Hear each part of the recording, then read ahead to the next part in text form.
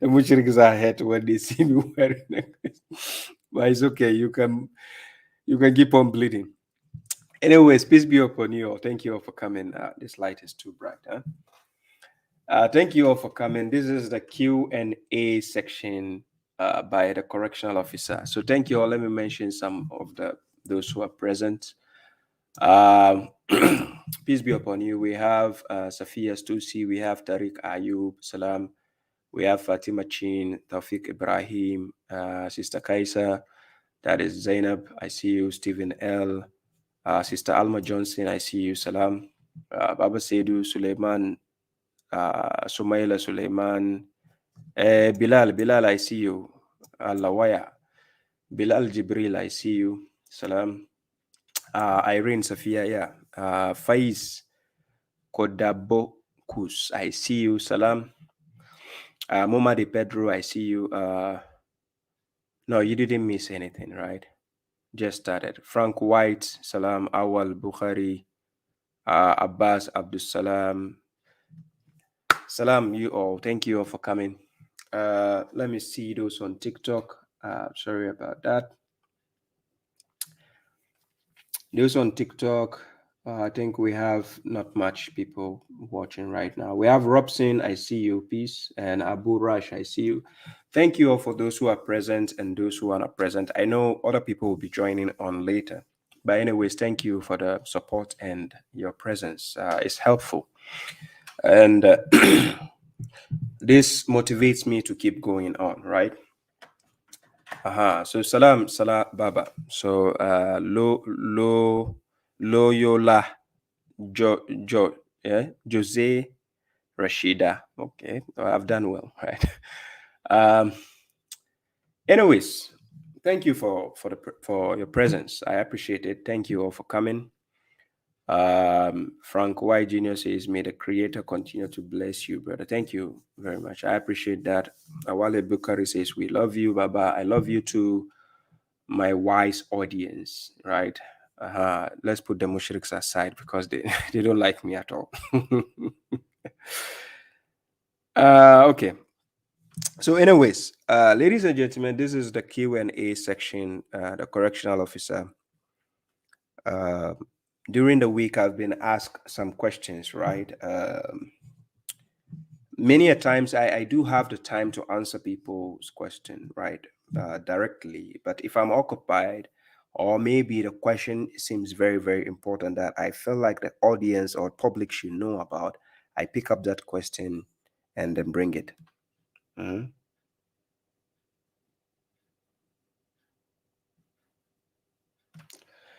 understand?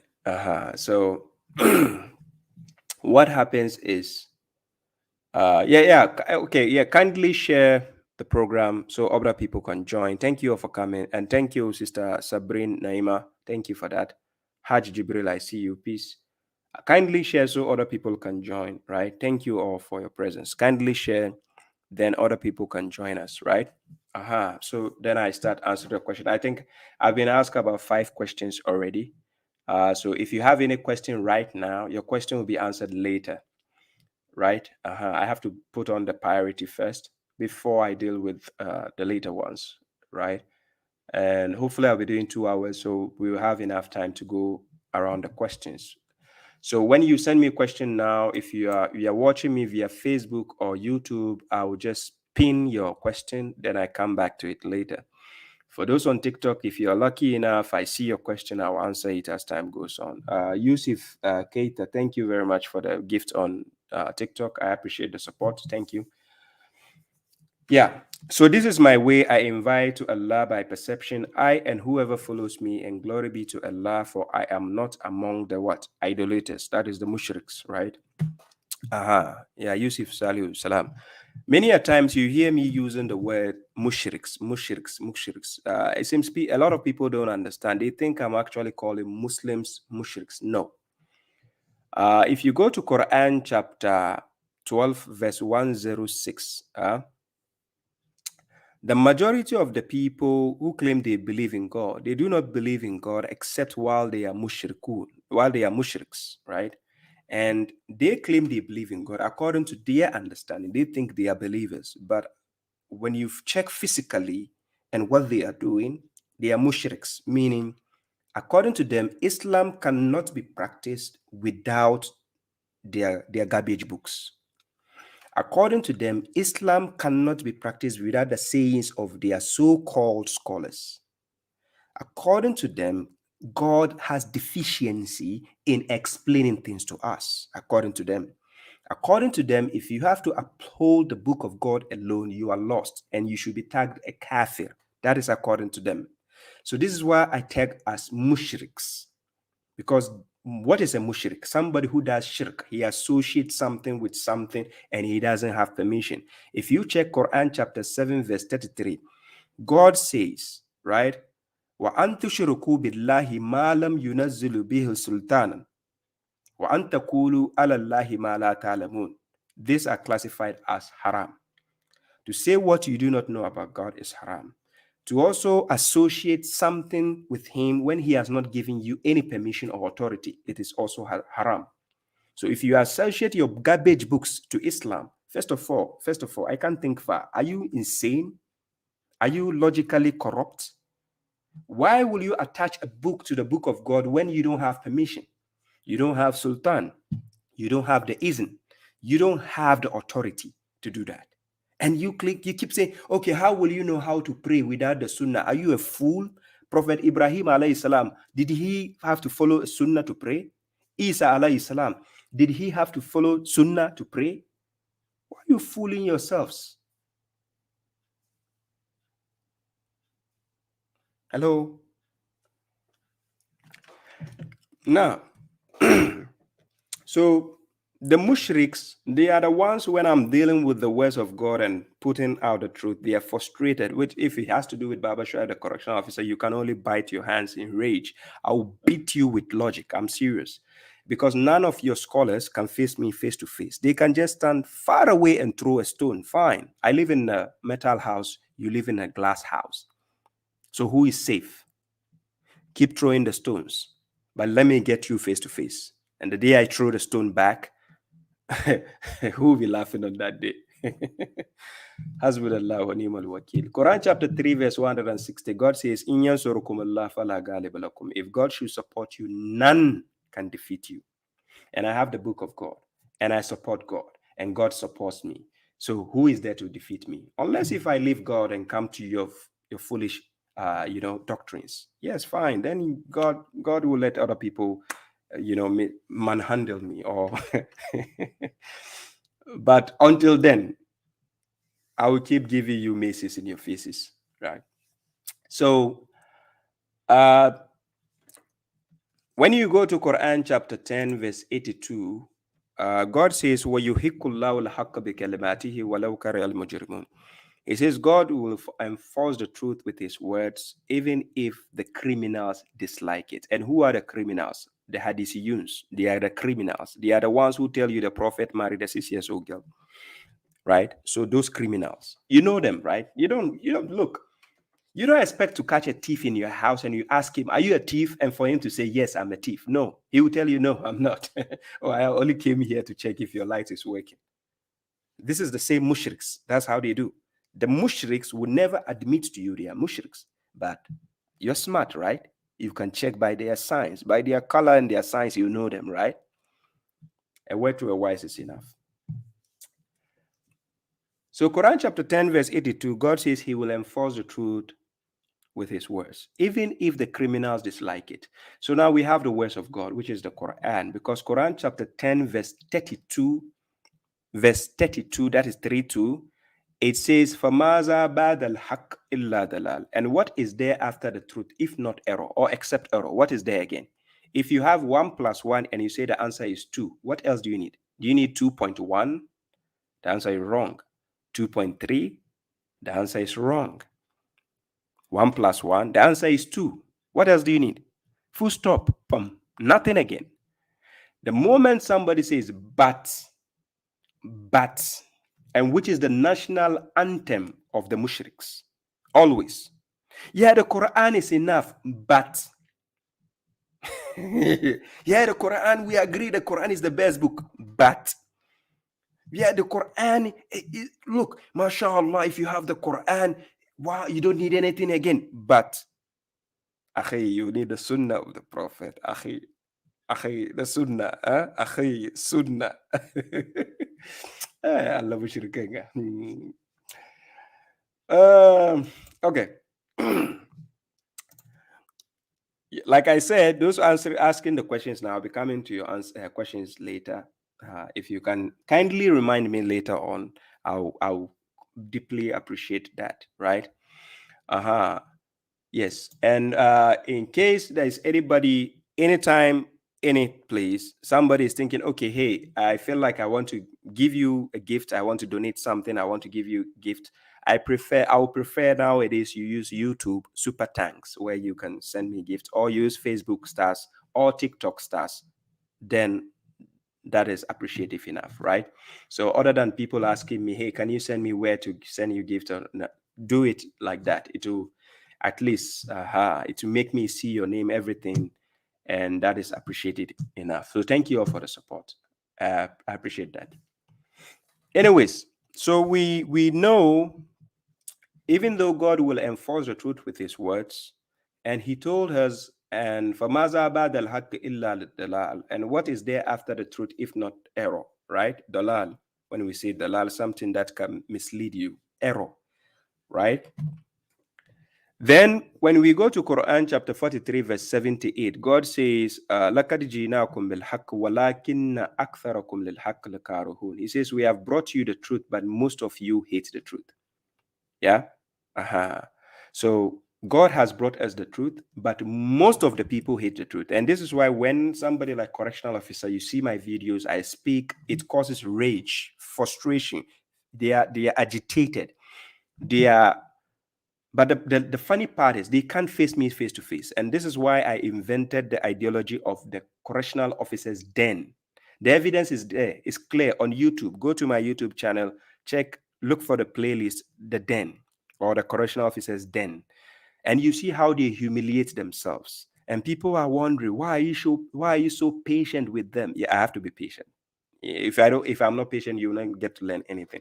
I just want you to see, prove the evidence to you how they are messed up psychologically, logically and psychologically. They are messed up when it comes to articulating words, even to speak with eloquence. They don't have it.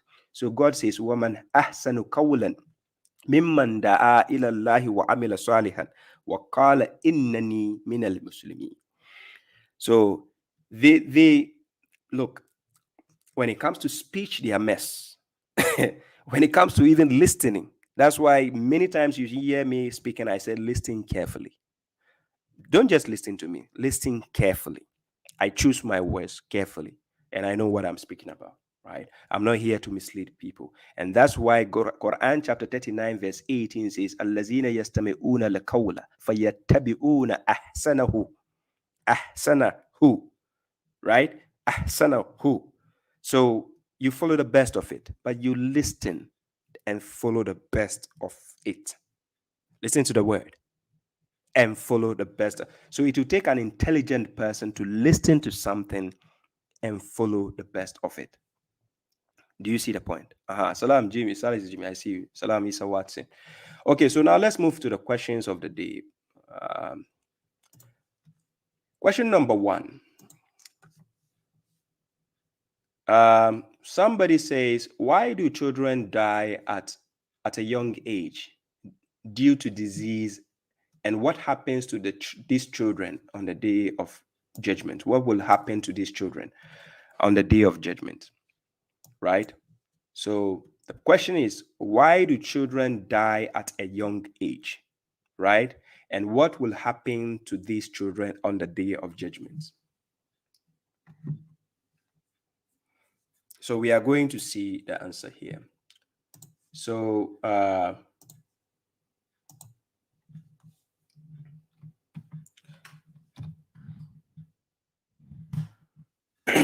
will put a Quranic verse on the screen, but unfortunately, those on TikTok, you will not get to see the verse on the screen, right? It is only those on YouTube and Facebook who will get to see the verse on the screen, right? So For those on TikTok, if you rewatch the program later on YouTube and Facebook, you will be able to see whatever I put on the screen, right? So usually there's a playback on YouTube and Facebook, right? So so let's see. So first of all, and I take you to Quran chapter 3, verse 145, right? Chapter 3, verse 145. Then I share the screen. That is in Surah Ali Imran, right? Salam for those who are joining. We have Karl Khan, Rashid Jawaid. Thank you for coming. Salam. Yes. So that is the verse on the screen. And if you can see it clear enough, I don't know. Should I increase the size? Yeah, I think 300 should be enough, right? So chapter 3, verse 145, it says, and it is not for someone to die except by the permission of God at a decreed time, right? And whoever desires the reward of the world, we give him thereof. And whoever desires the reward of the hereafter, we give him thereof. And we will reward those who are grateful, right? Then again, I take you to Quran chapter 22, verse 5. That is Surah Al-Hajj, chapter 22, verse 5. This is based on the first question I was asked, right? Chapter 22, verse 5. That is Surah Al-Hajj. So in chapter 22, verse 5, it says, "O you mankind, if you should be in doubt of the resurrection, if you are in doubt of the resurrection, the day of judgment, then he says, then indeed we created you from what? Dust. Then from sperm. Then from a thrombus, that is a blood clot, right? Alaka. Then from a shaped and an unshaped what? Embryo, that we may clarify to you. And we settle down whatever we will in the wombs. So in the wombs, this embryo, this fetus, this whatever goes to settle down there. The sperm goes there and settle down and it stays there, right? So that is the process God is showing us. Then it says until a fixed term. That is why usually women give birth around 9 months. You know, some women can go up to 10 months. Some people can give a little less, but for a fixed term, right? Then it says, until a fixed term, then we bring you out as a child. That is what we call tifla, so that you may reach your maturity. And among you are those who are caused to die.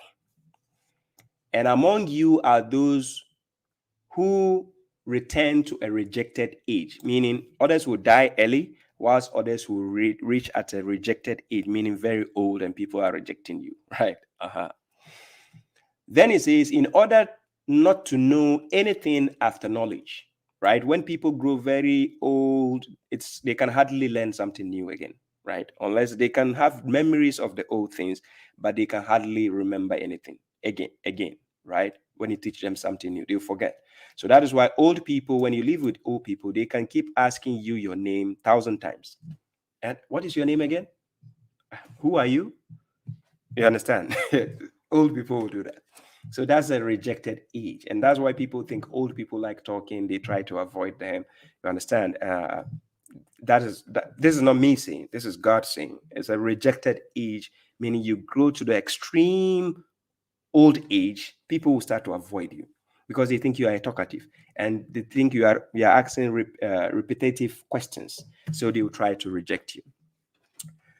Then it says, and you see the ground, that is land, lifeless, but when we send down water upon it, it trembles, strokes, and germinates of every magnificent kind, right? Now, this is the example of the birth.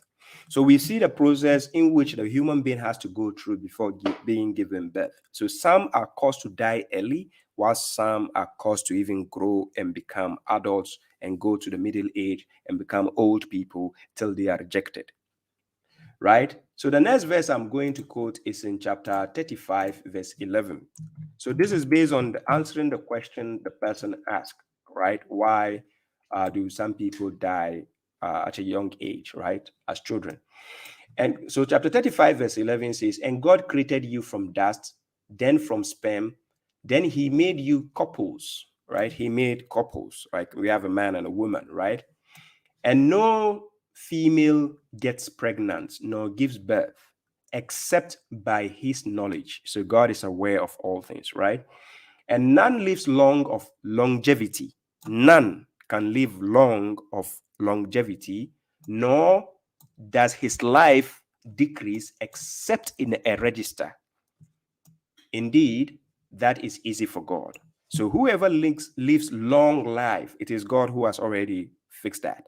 Whoever will live for a short term, it is in accordance with the register of God, the way he has actually assigned it.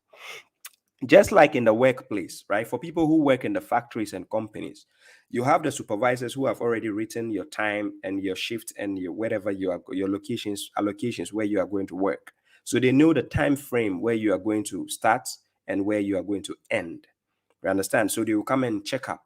For those who work in the warehouse, logistics, and or whatever factories, you know about this. So this supervisor will go around to mark the register and make sure you're available. And then after that, when it's closing time, also they will check and make sure your period, your shift is done, right? So that is just an example I'm giving you. So except in a register, so anybody's life which is decreased will be in the register as well. So we know, okay, this person, God has already decreed for this person that he will not reach old age, right?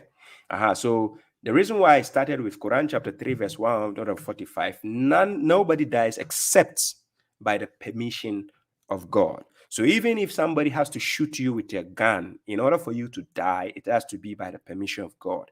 Because if your time is not up, you can be shot multiple times and you will not die. We saw the likes of 50 Cent, Tupac, who have been shot multiple times and they were still alive. You understand?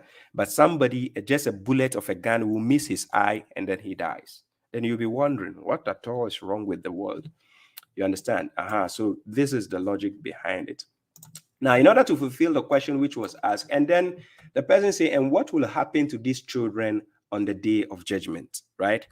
On the day of judgment, what will happen to these children on the day of judgment? Now, this is the logical answer here. For instance, if I take you to Quran chapter 6, verse 160, right? Quran chapter 6, verse 160, Surah Al-An'am, it says, whoever comes with a good deed, thence he will have 10 times the likes of it. And whoever comes with a bad deed, thence he will not be requited except the like of it, right?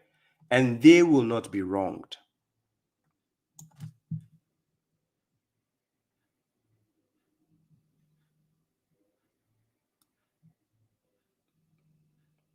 Yeah, just a minute. I think I have a signal issue. I have to reconnect my internet here on TikTok.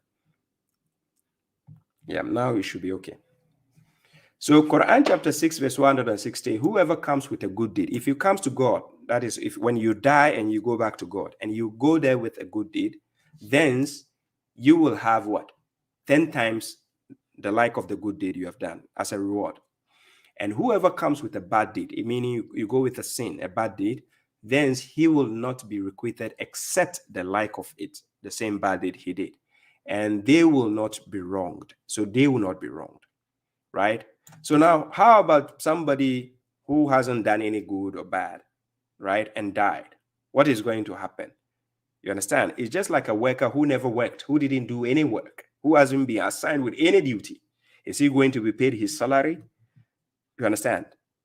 You think logically, will he be given his salary, right? It is the way God has fixed it. So he came and he died without doing anything in the world. Why will God punish such a soul? You understand? Will that person be counted among those who have actually done good deed and bad deed? The answer is no. You understand? So furthermore, we go to Quran chapter 39, verse 60 to 61, right? Quran chapter 39, verse 60 to 61. So he says, and on the day of resurrection, you will see those who lied about God with their faces blackened. Is there no abode in hell for the arrogant ones? Then verse 61, and God will rescue those who were pious by their achievements. No evil will touch them, nor will they grieve. So when we go to 62, then God says God is the creator of all things, and he is a representative over all things. So now when we base our argument on Quran chapter 39, verse 61, God will rescue people on the day of judgment by their achievements. So meaning you have to do a good deed to be given a reward. And likewise, somebody has to go to hell. He has to do a bad deed to be given a punishment for it. So what about a baby who came to the world at an early age? He hasn't started doing anything. He doesn't know anything. And then he died early. God is never unjust to the people. So to summarize this question, I go to Quran chapter 10, verse, that is Surah to Yunus, and verse 44. So God says, Inna Allah la yazlimun nasa shay'a. Then he says, walakinna nas anfusahum yazlimun. So he says, indeed, God does not wrong the people at all. God will never wrong you. But the people are wronging themselves. So God will never do any injustice to a kid who was born today and then they die tomorrow. And then God will say, hey, you are going to hell because I wrote you be a bad person. No. If anybody tells you a baby born and he dies today, he will go to hell, tell him hatu burhanaka or hatu burhanakum. They should bring their proof and show you where God says he will punish a baby just because he died the next day and just because it has been written that he is no. And that is why we are here as a test. We have to do the action to receive the reward, right? So for people who are misunderstanding the predestination, try to get it right. So that is the answer to the question I was asked based on the first question that the person said, why do children die at a young age, right? Due to disease, and what happens to these children, right? So even if they die by disease, it is by the permission of God that they will die by a disease. And if they die by a disease, will they be judged? It is based on how old they are and what good they have done and what bad they have done, right? So that is the answer to that. Then the second question, before I go to the second question, let me see what I have missed here. Yeah, Salam Ismail Ajani, I see you. Bandwidth, peace. Awal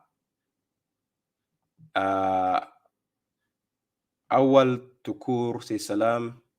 Ibrahim says, I noticed that most of these mushrik lack the esoteric interpretation of it. Yeah, they do. They lack it. It's obvious.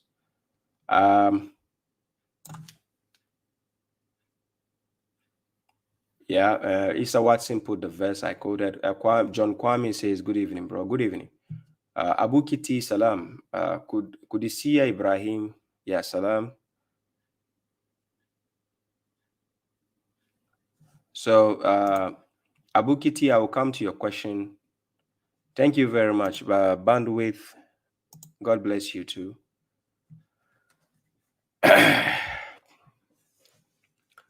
Yeah, so that's it. Let me see. TikTok, salam, Adam Abdul Rahim, you're welcome. Legacy Contra says, do you pray? Yes, I pray to God. You want to know how I pray? Really? Go to my YouTube channel. I have it there.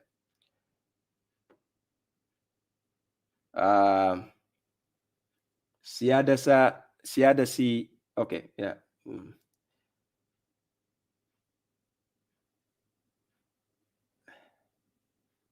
Okay, there seems to be an argument on TikTok. People are arguing. Wadil Idrisu says, please, is it compulsory to say sallallahu alaihi wasallam anytime the name of the prophet is mentioned? No, it's not compulsory. For any prophet's name, if you say alayhi salam, it's enough. Quran chapter 27, verse 59, right? If you say alayhi salam upon any of the chosen servants of God, the prophets, the messengers, they are chosen servants. You can say alayhi salam. There is no single verse in the Quran which says whenever you hear the name of Prophet Muhammad, you should say sallallahu. It doesn't exist, right? It doesn't exist. So those people who do that, they are mushriks. They are idol worshippers. They venerate the Prophet to the stage of God. When they mention God, they don't say anything. When they mention Muhammad, oh, that's why I call them mushriks. They know themselves.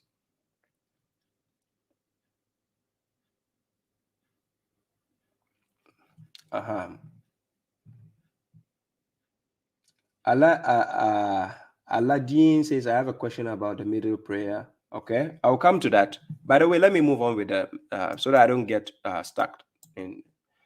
Yeah, salam, Dale Crenton. You're welcome. Peace. Okay, so let's go to the second question, right?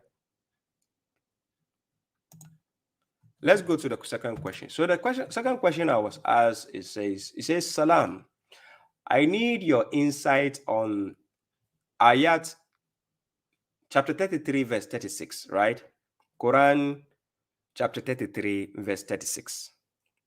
The person said he needs my insight, right?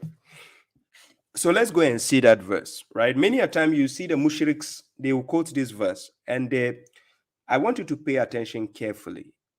Pay attention to when a person gives you a verse as a reference, and pay attention to how they elucidate it, how they try to present it for their argument and try to clarify it. Many a times people will try to interpolate words into that verse where it doesn't belong. And they will try to twist meanings into words which are not there. So always try your best to ask people for references and then sit the verse down and check it for yourself. Then you'll be shocked and amazed at what is being invented. So Quran chapter 33, verse 36. That is Surah to Ahzab. And now, in this verse, I will let you pay attention to a grammatical aspect of the Quran, which is a grammatical aspect, structure of the Quran, right? Okay. So I'll share the screen and let's see what the verse is. The same verse, the person needs my insight. So it will benefit a lot of you watching. And unfortunately for this on TikTok, you cannot see the verse but I'll be reading it. So Quran chapter 33, verse 36, it says, it is not for a believing man, that is a mu'min, or a believing woman, that is mu'minat, when God and his messenger, in English, when we come to English, the grammar will allow us to use have. We can use have in English because in a grammatical sense in English, you have to use have because it looks like you are mentioning two entities. But however, in the Arabic language of the Quran, the proper word which has to use is has, because it's talking about one entity. And I will explain to you that point. When you check the verse in Arabic here, it says, وَمَا كَانَ لِمُؤْمِنٍ وَلَا مُؤْمِنَةٍ إِذَا قَضَى اللَّهُ وَرَسُولُهُ. Now, the reason why it says qada, it doesn't say qadai or to mention in a plural sense. It mentioned qada. For those who know what we call tasrif, when we say conjugation in the Arabic, the i'rab, when it comes to nahu or syntax, if you know how conjugation is done, usually we have huwa. We will say huwa qada. Huwa qada. It has to be a single pronoun, which is representing he. In order to understand the logical part of this verse, why God used the word qada and not to use it in a plural sense, he used it in a single sense, which is the verb qada. It represents God and his messenger, which means one entity, not two people. It doesn't mean God calling you separately and the messenger is calling you separately. This is the uniqueness of the Quran. Also, you have to pay attention. So this is what we call tasrif.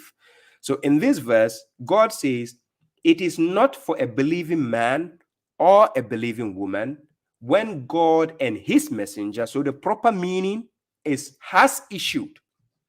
In English, if you say have issued, is correct. But however, word for word, when you check the qadar, it symbolizes a single verb form. It is not plural.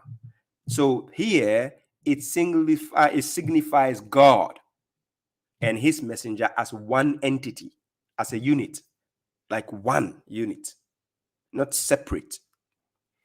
Issued a command that they should have a choice from their affair.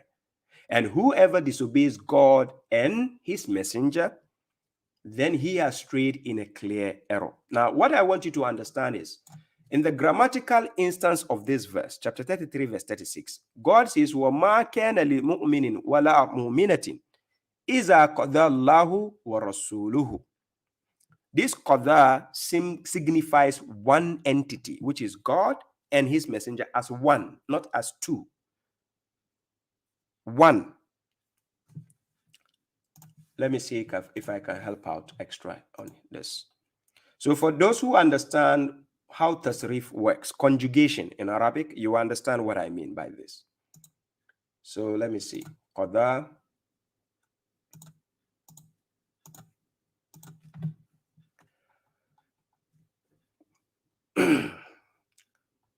Yeah. Now in Arabic, I don't know, can I make it big enough? Yeah, I think so. Yeah, I can make it big. So let me try to share the screen. Then you understand what I mean.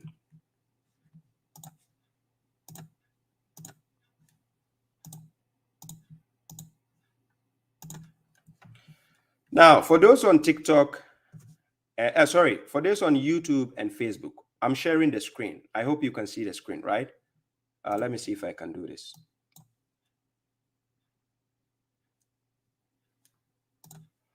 No, this is the best way to do it. So let me see.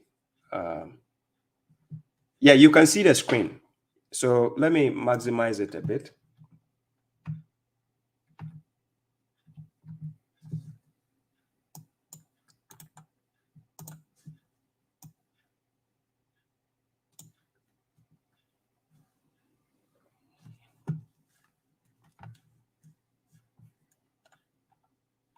Yeah.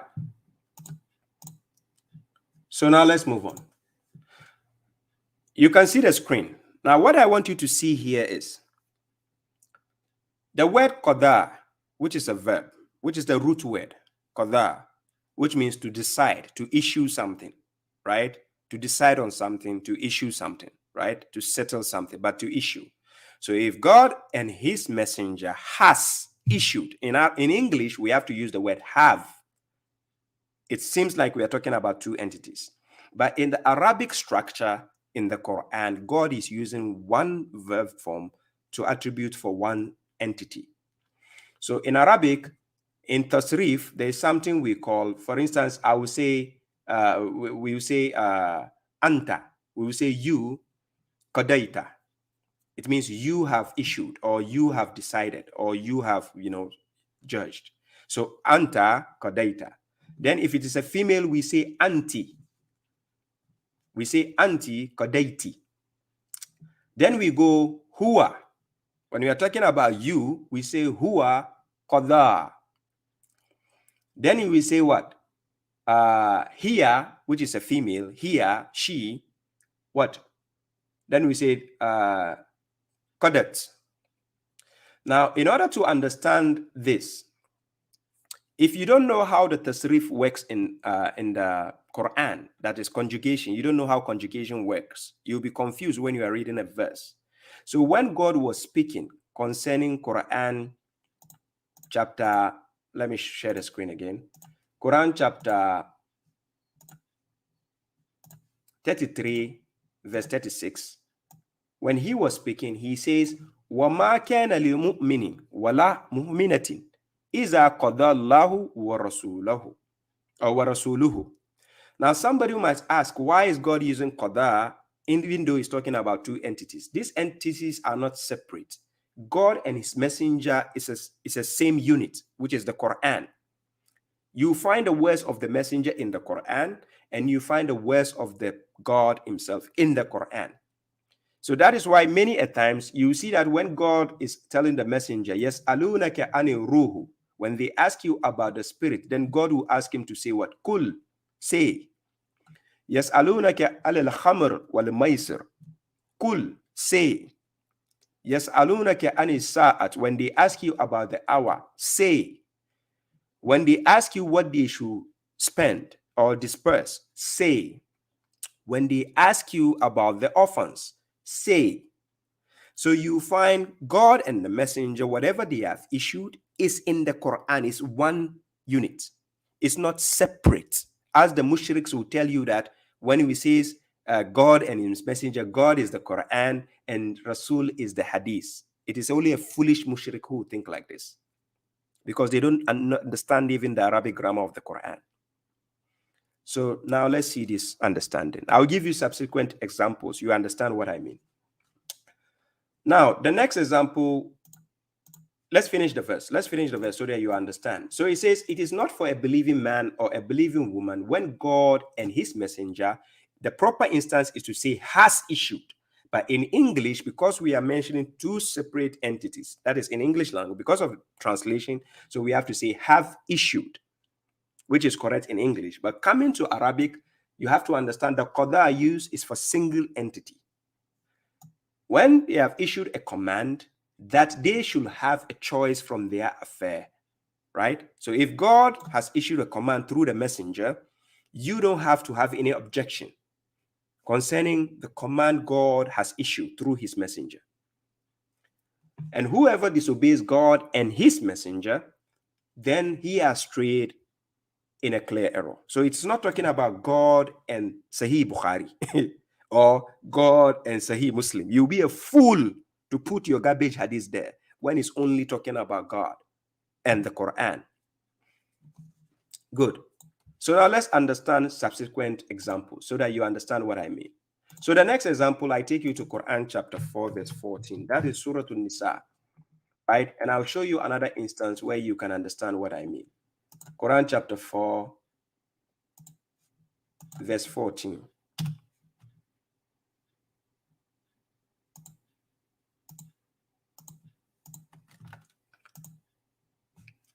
Yeah, so that is the verse on the screen, right?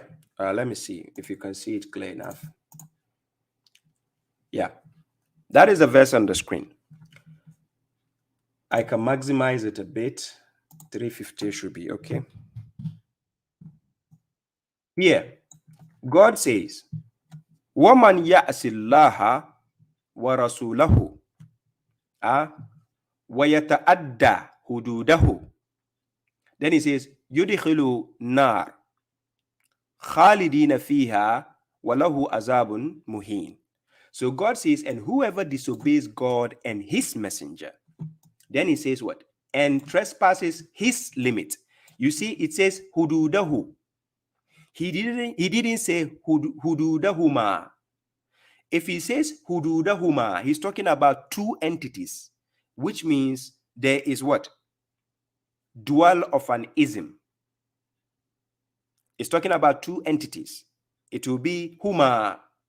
He says hududahu, talking about God's limits. So because the messenger can only set you limits that God has already set, not something else, not to bring you Quran and Sunnah, as the mushriks keep saying.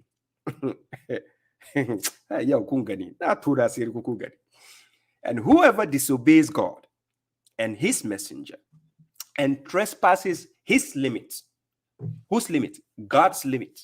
Where do we find it? In the Quran. His limit. He will be admitted into fire, eternally therein, and he will have a humiliating punishment. So you see again in this verse, God says his limit, not their limit. It's not talking about two entities, one entity. God and his messenger, one entity in the Quran, not two. So learn carefully. The next example I'm taking you is in Quran chapter 8, verse 20. I'm showing you the grammatical instance of the Quran, how it works. The Arabic language in the Quran is a different structure with what the modern day Arabians are giving you. I'm serious. Listen carefully. The Arabic structure in the Quran is different from what the modern day Arabians are giving you out there, right? I'm not saying you cannot learn from them. I myself have been to the madrasa before. I've studied in the madrasa back in Ghana, right? I know what I'm saying. They teach us the MSA there. They taught us MSA, modern standard. When you are learning the Quran, you come across some different instances, some grammatical aspects that if the sectarians are the ones to teach you, they will confuse you. They don't know this. I'm serious. Regardless of you thinking they know the Nahu, the Fusha, whatever. They will mislead you. Wallahi lazim. And whoever disobeys God and his messenger and trespasses his limit, hududahu. It didn't say hududahuma. Listen carefully. Okay. So the next example is in Quran chapter 8, verse 20. Surah Al-Anfal, right? Chapter 8, verse, sorry. I take you backwards. Yes. So Quran chapter 8, verse 20, and God says what? Ya ayyuhallazina amanu, atiullaha wa rasulahu. So obey God and his messenger. And remember, when we talk about his Rasul doesn't only start with Prophet Muhammad. Even Jibril alayhi salam was a messenger of God. So when the messenger brought the book, the message, he, Muhammad, has to still obey another messenger. Then again, he becomes a messenger of a messenger. Then he also bring it, we have to obey the messenger. This is how it works. You are not going to obey Muhammad's opinion. Neither are you here to obey Jibril's opinion. Neither am I telling you, come and obey babashuaib's opinion. I don't have it. Okay. Ya ayyuhallazina amanu atiullaha wa rasulahu. Then he says, wala tawallaw anhu. He didn't say anhuma. He didn't say do not turn away from both of them. Then you say Quran and Sunnah. You'll be a fool to put Quran and Sunnah there. He says, Ya ayyuhallazina amanu. And remember, when we are talking about believers, a true believer, go to Quran chapter 8, the same chapter, verse 2 to verse 4. A true believer criteria, you don't need to believe in any garbage books except the book of guidance, Quran. And of course, the previous books you can believe. They are the Torah, the Injila, the Zabur, fine. But we don't have them now, right? So we are not talking about Bible. But we are talking about the books of God. You can believe. Hadith books, those Hadith books, they are not the books of God. Oh, beware. So he says, Ya ayyuhallazina amanu, atiullaha wa rasulahu, wala tawallaw anhu. He didn't say anhuma. You'll be a fool to put anhuma there when God is clearly telling you, after he says, وَيُحِقُّ اللَّهُ الْحَقَّ بِكَلِمَاتِهِ وَلَوْ كَرِهَ الْمُجْرِمُونَ. And God will enforce the truth with his words, not my words, not your words. We don't need them. God's words is enough, right? Okay. Wa antum tasma'un. While you, you hear. Do not turn away from God. Because the God can only talk through the messenger to us. And the messenger is through what the messenger Muhammad has delivered, which is the Quran. That is where God is speaking to you and I. So don't turn away. This is the message. And I will simplify this point for you. The next example is in the same chapter, verse 24. Quran chapter 8, verse 24. So here again, he says, Ya ayyuhallazina amanu. He says, istajibu lillahi wali rasuli. Wali rasuli. Iza da'akum. Da'akum. For those who know tasrif, da'a, we can say huwa da'a. Huwa da'a. This da'a is used for a single pronoun. When we say huwa, then we say da'a. So this da'a, God could have said da'wakum. He could have used the dual. to show you that it is messenger calling you separate and God calling you separate, inviting you separate. But in this verse, it is telling you, it is God, when the messenger is inviting you, it is God inviting you. So messenger will not use his opinion to invite you. He will not come and invite you to the hadith. You'll be a fool to think Muhammad alayhi salam is inviting you to the garbage books. Somebody has written that he never met a prophet. Is Ya ayyuhallazina amanu, again to the believers, not the mushriks, okay, not the hadithiyun.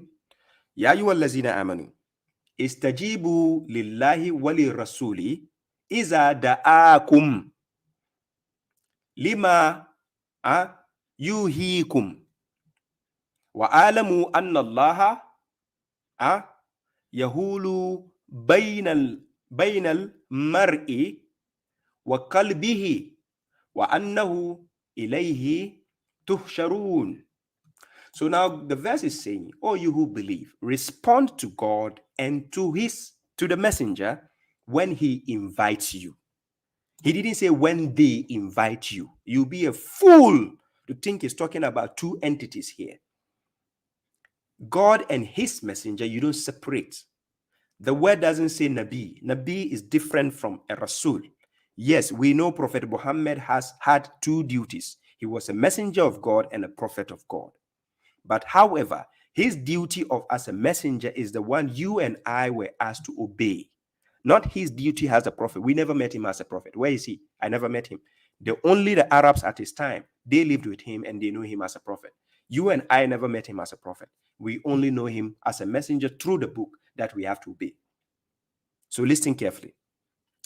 O you who believe, respond to God and to the messenger when he invites you. God will have said when they invite you. The grammatical structure of the Quran, the da'akum, will not allow they there. So when God invites you, because if God invites you, then the messenger can repeat by telling you God is inviting you.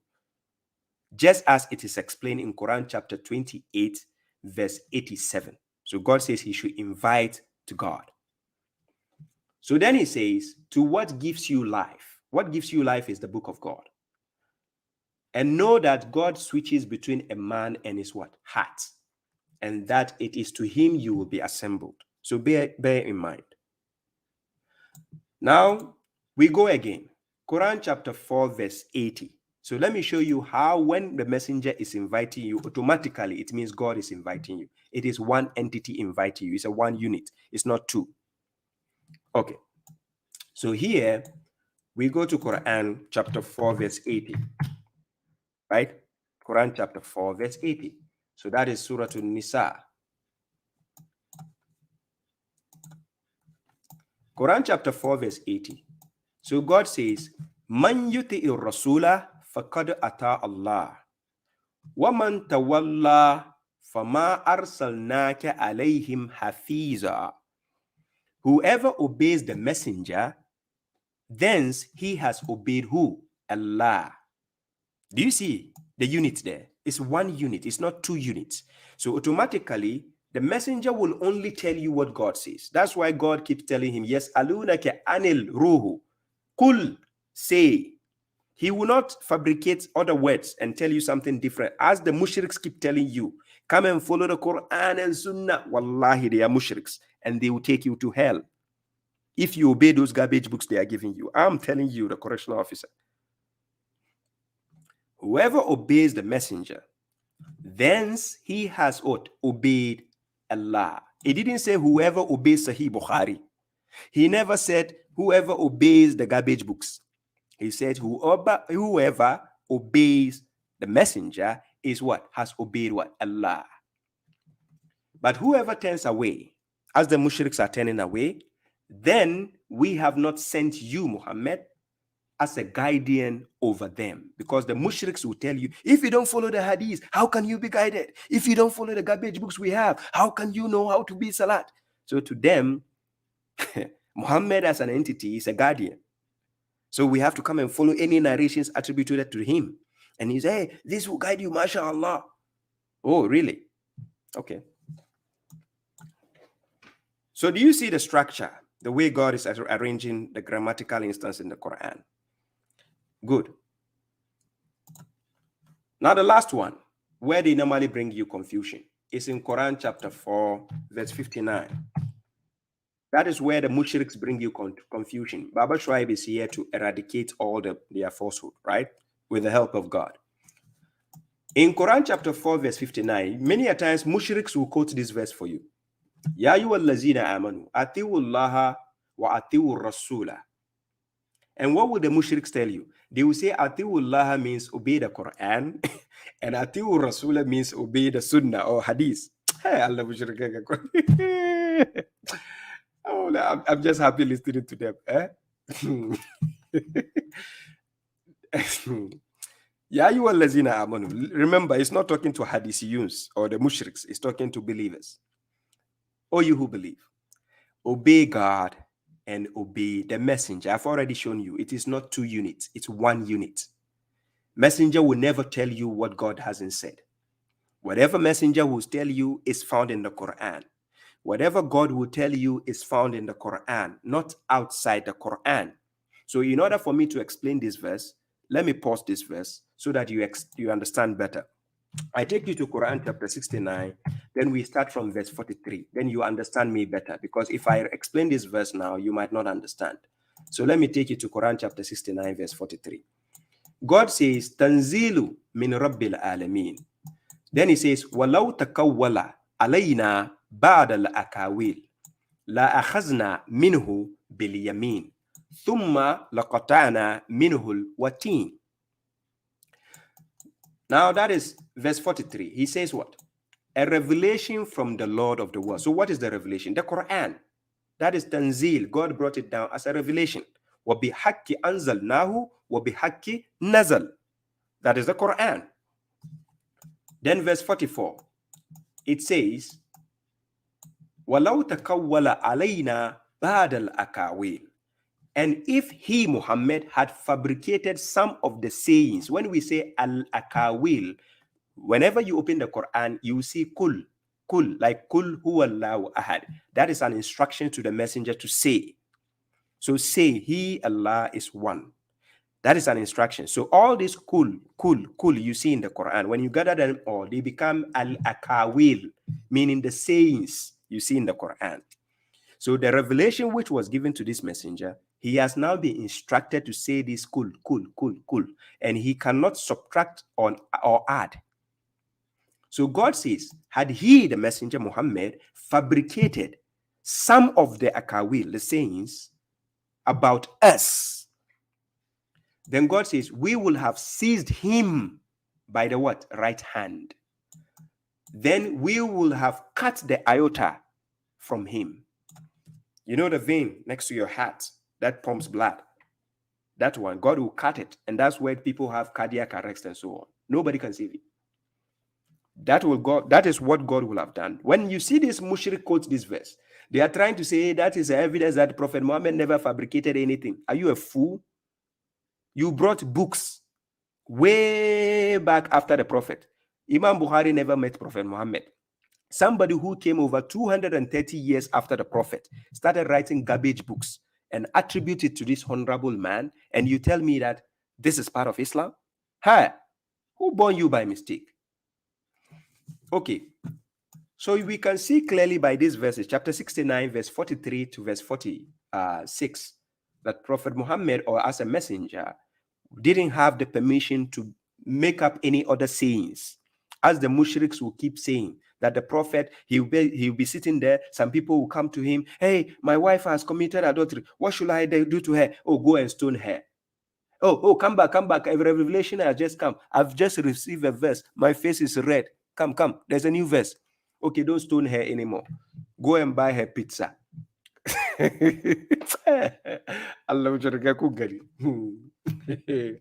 I'll force you to play nonsense.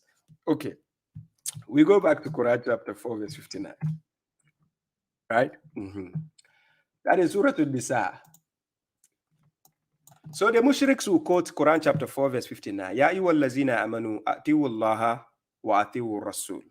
Then he says, wa ulil amr minkum. So this ulil amr, the mushriks will go and put the ulama. You see their foolishness. You think God doesn't know what ulama is? Go to Quran chapter 35, verse 28. The ulama, God knows what ulama is. If he wants to mention ulama, he will mention it here. He will say, wa ulama minkum. But he never said that. He says, wa ulil amri minkum. Do you understand the context? They don't know the siyak al-kalam. So they say, akhi, the hadith will explain this for you. Zuka imbanza. Come and face the correctional officer and see how mukutatis. I will damage you. So ulil amri minkum, if you want to know ulil amr, go to Quran chapter 4 verse 83. The ulil amri minkum are those the messenger chose to check the issue of security concerning those times. And I will take you to that verse. You see ulil amr. It is not about scholars. Don't fool yourselves and let the mushriks lie to you. I'm serious. You can see my eyes are getting red. It's because of the mushriks. I'm well prepared for them. وَأُولِي الْأَمْرِ مِنْكُمْ. So they will put their scholars there. You are a fool to put a scholar there. I'm saying, correctional officer, wallah, if you put a scholar there, you are the biggest fool ever. You don't know more than God. That's why God says, وَيُحِقُّ اللَّهُ الْحَقَّ بِكَلِمَاتِهِ وَلَوْ كَرِهَ الْمُجْرِمُونَ. So if you are a criminal, even if you dislike me or you dislike what I'm saying, you make a mistake and step out. Then God says, فَإِن تَنَعَزَاتُمْ فِي شَيْءٍ فَرُدُّوهُ إِلَى اللَّهِ وَالرَّسُولِ. He didn't say إِلَى اللَّهِ وَحَدِيثِيُّن or hadith books. إِلَى اللَّهِ was sunnati. إِلَى اللَّهِ who did he say? وَعُلَمَاهُ. No, we don't need them. And I've already shown you in the Quran. When he says God and the messenger is one unit, that is the Quran. You don't go outside the Quran. One unit. Messenger, when he's asked a question, the answer is in the Quran. That's why God says, yes, alunaka anil khamr wal maisir. Kul. Yes, alunaka anil ruhu. Kul. Yes, alunaka maza yunfiku. Kul. Yes, alunaka anil sa'at. Kul. Simple. Kul. You foolishly leave this kul. To go to Kala Rasulullah sallallahu alayhi wasallam. How can you leave kul and go to Kala? What's wrong with you? Are you okay? Mushrikun. Okay. Ulil Amr means those of authority. When we say Ulul Amri minkum, those of authority among you at the time of the messenger, not now. Now we are not talking about ulama. We don't need them. Who? Who are your ulama? The Mufti Menks? These celebrity scholars? So for intana azatum fi shay'in farudduhu ila Allahi wa rasuli. So if you dispute about anything, concerning anything, then refer it back to Allah and the messenger. And where will you get that? The Quran.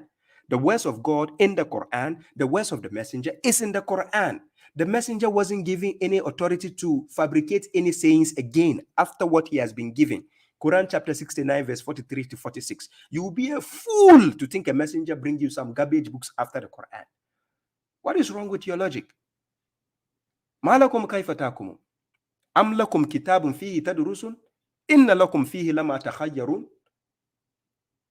What I just said is found in Quran chapter 68 verse 36 to 38. How do you judge? What is wrong with your judgment? Do you have a book wherein you study? Inna lakum fihi lama takhayyarun, wherein you find wherever you prefer?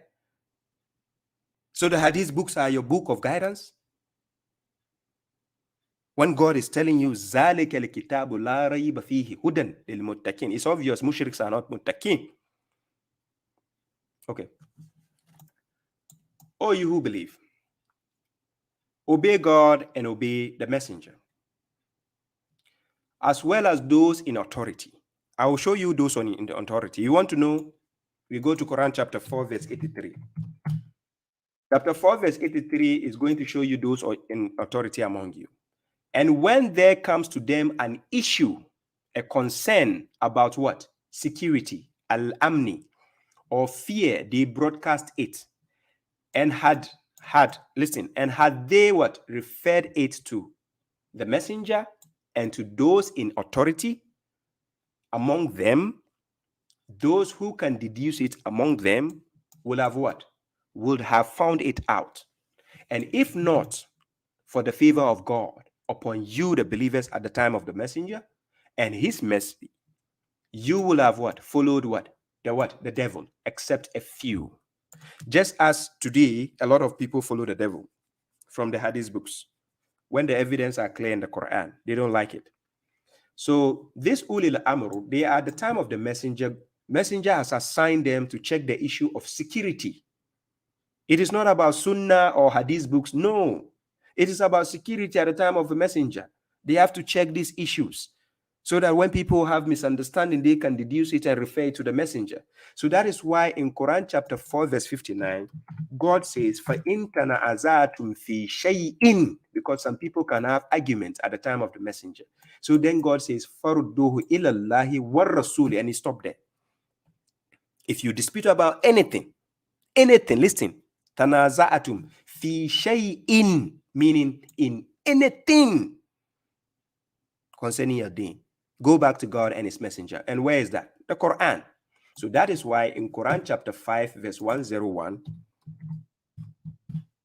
God is telling the believers, he says, Ya ayyuhallazina amanu.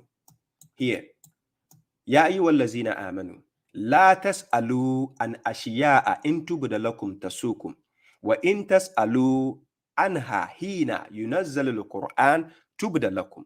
Afa Allahu anha wallahu ghafurun halim. O you who believe, do not ask about things if made clear to you will what? Will distress you. But if you ask about them when the Quran is revealed or being revealed, they will be made clear to you. God has overlooked such, for God is what? Is forgiving and clement. Simple. So the believers, when God says, Ya ayyuhallazina amanu ati'u Allah wa ati'u Rasul wa ulil amri minkum, then he says, فَإِن تَنَازَعْتُمْ فِي شَيْءٍ فَرُدُّوهُ إِلَى اللَّهِ وَالرَّسُولِ, because the messenger will only give you what the Quran says. He is not going to tell you any garbage again, any trash stories, any gatana, any toli. So, no. Let's go back. Quran chapter 4, verse 59, before I move on to the next question, right? Quran chapter 4, verse 50, oh, you who have believed, obey God and obey the messenger, as well as those in authority among you. And if you dispute with each other about anything, then refer it to what? To God and the messenger. We all know God and the messenger is one unit. That's why it says, Man yuti rasula faqad ata Allah. Whoever obeys the messenger has obeyed God, because the messenger will only tell you what God says. If you should believe in God and the last day, because according to Quran chapter 2, verse 8, وَمِنَ النَّاسِ مَنْ يَقُولُ آمَنَّا بِاللَّهِ وَبِالْيَوْمِ الْآخِرِ وَمَا هُمْ بِمُؤْمِنِينَ. Among the people are those who say we believe in God and the last day, but they are not believers. So God is telling us, if only we should believe in God and the last day. Then he says, ذَلِكَ خَيْرٌ, that is better. Then he says, wa ahsanu tahawila, and best in tahawil, interpretation. So you can get the best interpretation in the Quran, because God and his messengers' words are found in the Quran, not outside the Quran. Listen carefully. That explains Atiu Allah wa Atiu Rasul in the Quran, not outside. Okay, so we are done with this part.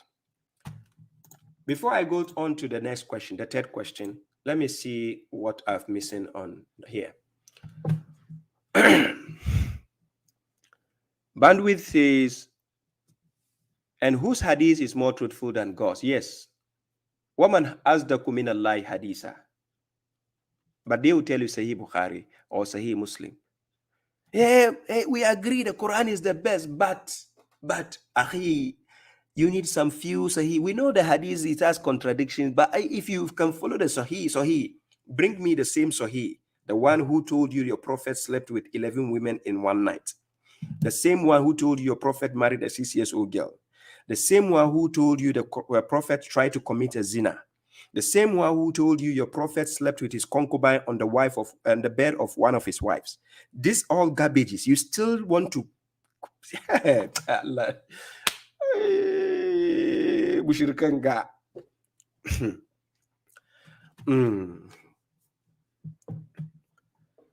Okay.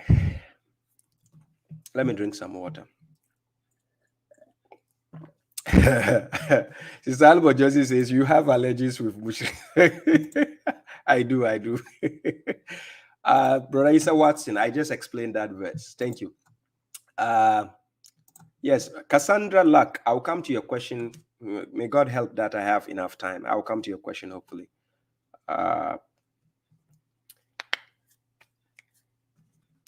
Yes. Oluto says, we don't need any tafsir again because Quran is tafsir of itself. babashuaib, thanks for your enlightenment. Thank you very much. Thank you for the support. Yes, Sister Natalia, you're welcome. Abdul Rashid says, I'm proud of, thank you.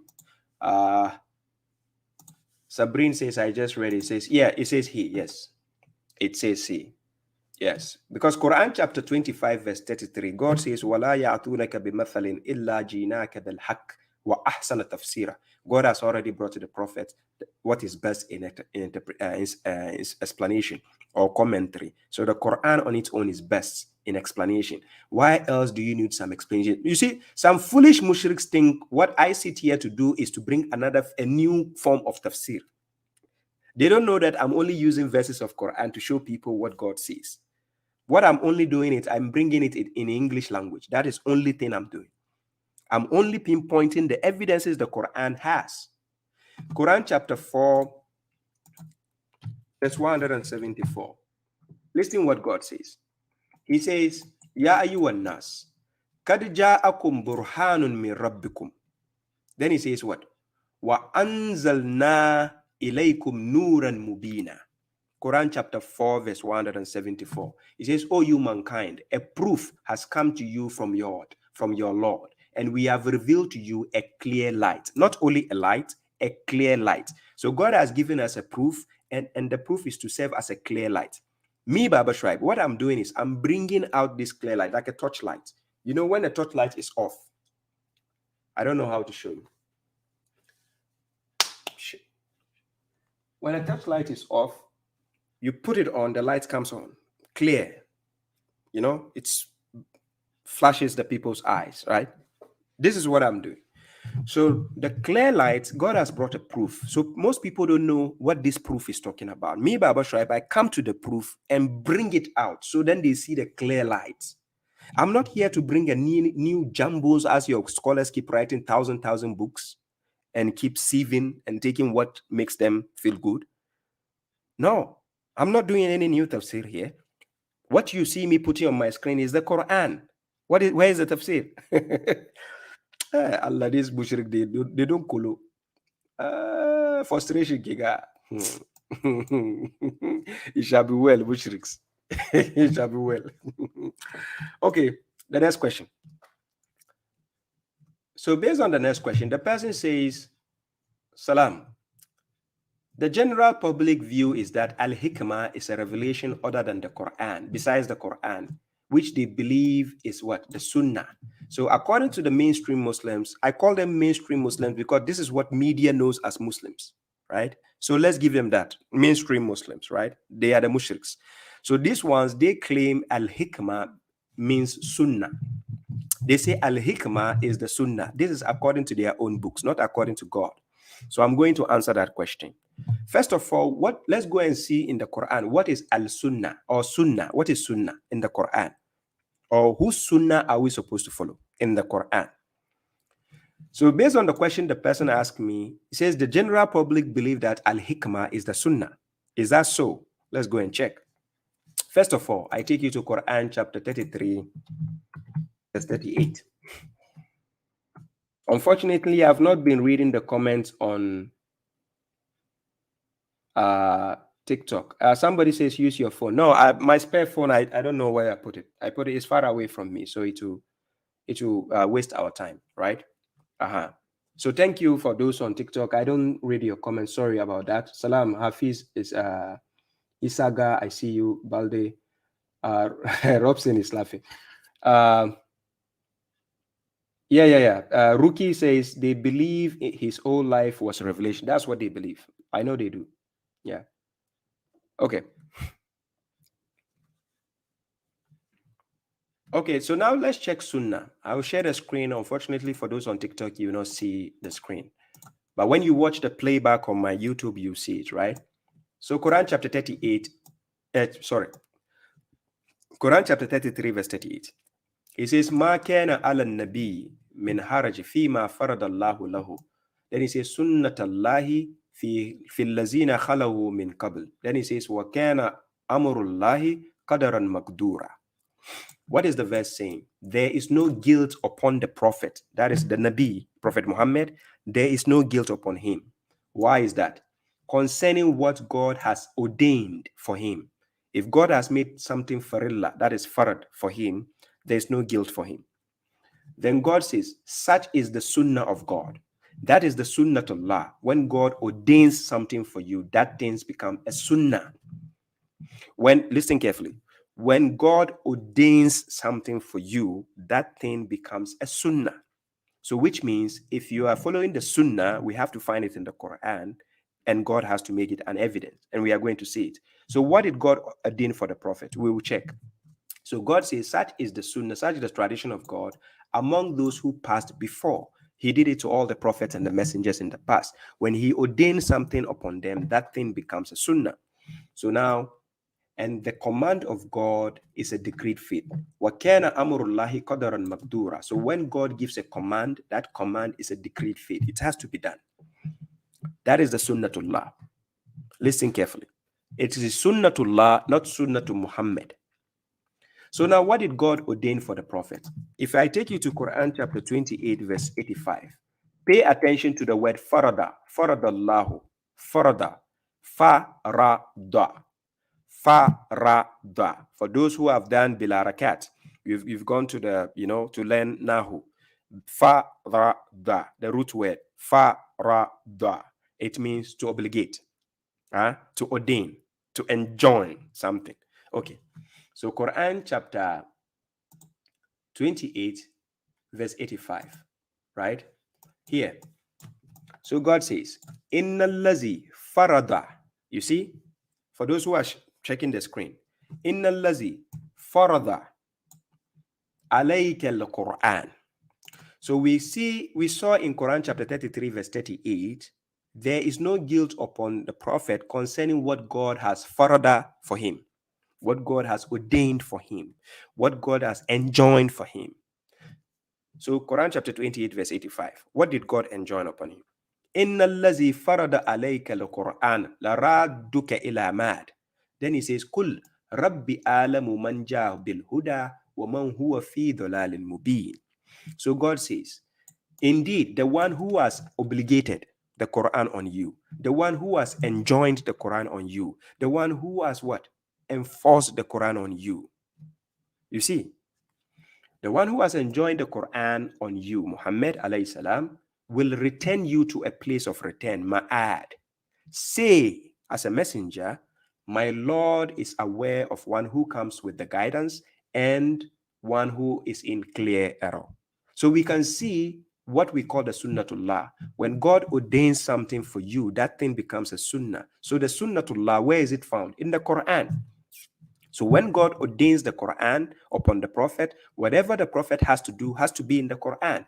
If the prophet, God wants the prophet to say something, he will tell him in the Quran. Quran chapter 33, verse 59, when he told the prophet to tell his wives and his daughters and the wives of the believers to what? To bring down their robes upon them. Don't you see that he commanded the prophet? Okay, if you don't see, let me show you the example. Quran chapter 33, verse 59. In Quran chapter 33, verse 59, it says, Ya ayyuhan nabiyyu. You can see he's talking to the prophet. Ya ayyuhan nabiyyu, kul lil azwajika wa banatika wa nisa'il mu'minin yudinina alayhinna min jalabibihinna zalika adna an yurafna fala yuzayna wa kana Allahu gafuran rahima. So he says, oh, you prophet, tell your wives, your daughters, and the wives of the believers to bring down their robes on them, that is the least that they will be recognized and not be molested. And God is what? Forgiving and merciful. You see here. So when if God ordains the prophet to do such things, this is what we call sunnatullah. It is God ordaining that upon the prophet. That is sunnatullah. So now going back, Quran chapter 28, verse 85. So what God has ordained for the prophet, indeed, the one who has enjoyed the Quran. So the Quran itself is a sunnah upon the prophet. God has ordained the prophet with the Quran. So by following the Quran, the prophet has no guilt upon him because God ordained that for him to follow. Okay. So now we see this is what we call sunnatullah. There's nothing called sunnatul Nabi or sunnatul Muhammad in the Quran. It doesn't exist. Muhammad has nothing called sunnah for himself. Whatever he has to do is what God has ordained for him. And we have to see it in the Quran. Anything Prophet Muhammad would do which is not found in the Quran is not part of Islam. Because remember, Quran chapter 5, verse 3, it says, Al-yawma akmaltu lakum dinakum wa atmamtu alaykum ni'mati wa raditu lakum al-islam dina. So God has completed the deen. He has completed his blessings upon you. And he has what? Approved Islam as a what? Deen, religion for you. Okay. So the question, the general public view is that Al-Hikmah is a revelation other than the Quran. So these people will say Al-Hikmah means Sunnah. So that is a lie. We just saw it. Al-Hikmah doesn't mean Sunnah. So what is Sunnah? First of all, we go to Quran chapter 2, verse 269.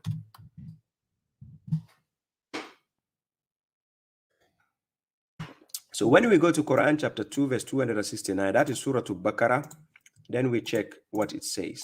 It says, Yu'tal hikmata man yasha. Sorry, Yu'til hikmata man yasha. Wa man yu'tal hikmah, that is hikmata, faqad utiya khayran kathira. Then he says, Wama yazakkaru illa ulil albab. So God is saying, God, he gives al-hikmah, that is the wisdom, to whomever he wills. And whoever is given the al-hikmah, then he has been given much good, right? So in the Quran, there are only two things. When God has given you, he has given you much good. What is that? Number one is al-hikmah. Number two is what you find in a woman. The benefit of a woman. God has put so much good in a woman, and as well as al-hikmah. So this is why a man needs wisdom to be able to live with a woman. Hello? Pay attention. A man needs wisdom to be able to live with a woman. Good. So we see in Quran chapter 2, verse 269, that he gives wisdom, al-hikmah, to whomever he wills. And whoever is given the al-hikmah, then he has been given what? Much good. But none will remember except those of what? Intelligence. They will take heed. Okay. So now we see the al-hikmah, and God says he can grant it to whomever he will. It is not the sunnah. Al-hikmah is not the sunnah. You'll be a fool to translate hikmah as sunnah. We are going to ask God, where are we going to find the hikmah? Okay. So the next evidence is found in Quran chapter 31, verse 12. We are going to see how he gave Luqman the hikmah. So when we go to chapter 31, verse 12, here God says, وَلَقَدْ آتَيْنَا لُقْمَانَ الْحِكْمَةِ. So God says, we certainly gave Luqman what? Wisdom, al-hikmah. Then he says what? Anishkur lillahi waman yashkur فَإِنَّمَا يَشْكُرُ لِنَفْسِهِ وَمَنْ كَفَرَ فَإِنَّ اللَّهَ غَنِيٌّ حَمِيدٌ. So God says, and we certainly gave Luqman the al-hikmah, right? That is al-hikmah, in order to be thankful to God. And whoever is grateful, then he is only grateful for his soul. And whoever is ungrateful, then indeed God is rich and praiseworthy. So as the mushriks, chapter 31, verse 12, are we going to say God gave Luqman the sunnah? Sunnah of who? No, please, ask the mushriks. God says we suddenly gave Luqman the al-hikmah, the hikmah. So as the mushriks, the Luqman was given the sunnah. This is how they translate it. They say al-hikmah means sunnah, according to their scholars. Not according to the Prophet. The Prophet never told them this rubbish, right? Ask any sectarian scholar who says al-hikmah means sunnah. Ask him, where did the Prophet say hikmah means sunnah? Ask them. They should prove it to you. They can't. So now we see Luqman was also giving al-hikmah. And not only Luqman. Who again? Who again? I'm going to show you. Dawood also was giving al-hikmah. So was he also giving sunnah? Who's sunnah? Sunnah to Muhammad? Okay, let's go and check. Quran chapter 2 verse 251, right? Chapter 2 verse 251. So they defeated them by the permission of God. And what? And David killed Goliath. And God gave him what? Severity and the hikmah. So God gave David al-hikmah. This is the Arabic verse here. God gave him here. You see here? وَآتَاهُ اللَّهُ الْمُلْكَ وَالْحِكْمَةِ. So God gave Dawood alayhi salam, he gave him kingdom, that is sovereignty, and then give him al-hikmah. So is this sunnah also? Ask the mushriks, is this sunnah? Okay, let's check. So now we see Dawood alayhi salam was also giving hikmah. We saw Luqman was giving hikmah. Okay, let's go. The next one, we go to Quran chapter 3 verse 48. So God spoke about Isa alayhi salam. So this is what he says. وَيُعَلِّمُهُ الْكِتَابَ وَالْحِكْمَةِ وَالتَّوْرَاةِ. Then he says, وَالْإِنْجِيلِ. It says, and he, God, will teach Isa alayhi salam. If you want to understand, he's talking about Isa, you can start from chapter 3, verse 40, coming downwards. It's Isa alayhi salam, so right? So God will what? Teach Isa alayhi salam. He will teach him the al-kitab, and he will teach him al-hikmah, the wisdom, and he will teach him at-Tawrah, the Torah, and then al-Injil, that is the gospel. So God says he will teach all to Isa alayhi salam. So this al-hikmah, as the mushriks, does it mean sunnah also? Let's go and check the next one. So now, when Isa alayhi salam went to his people, what did he say? Quran chapter 43, verse 63. Let's see what it says. So when Isa went to his people, he says, Walamma ja'a Isa, when Isa came to them, bil bayyinati, with the what? Evidences. Then he says, Qala, kad ji'itukum bil hikmah. So Isa alayhi salam, he told his people, and when Jesus brought proofs, that is evidences, he said, I have brought you al-hikmah. So does it mean he brought the sunnah? Hello? Hello? He brought them the sunnah? So Isa alayhi salam, who came before Prophet Muhammad existed, he brought al-hikmah. So you are going to translate al-hikmah as sunnah or your hadith. Okay. So he came to his people and he says, I brought you the al-hikmah. And before that, prior to that, we saw that God taught him what? Al-hikmah. Quran chapter 3, verse 48. God taught him al-kitab. God taught him al-hikmah. He taught him at-Tawrah. He taught him al-Injil. Okay. So now he came to his people finally after being taught, and he told the people, I've brought you al-hikmah. Okay. And to clarify to you some of what you disagreed. So beware of God and obey me. Not obey my sunnah.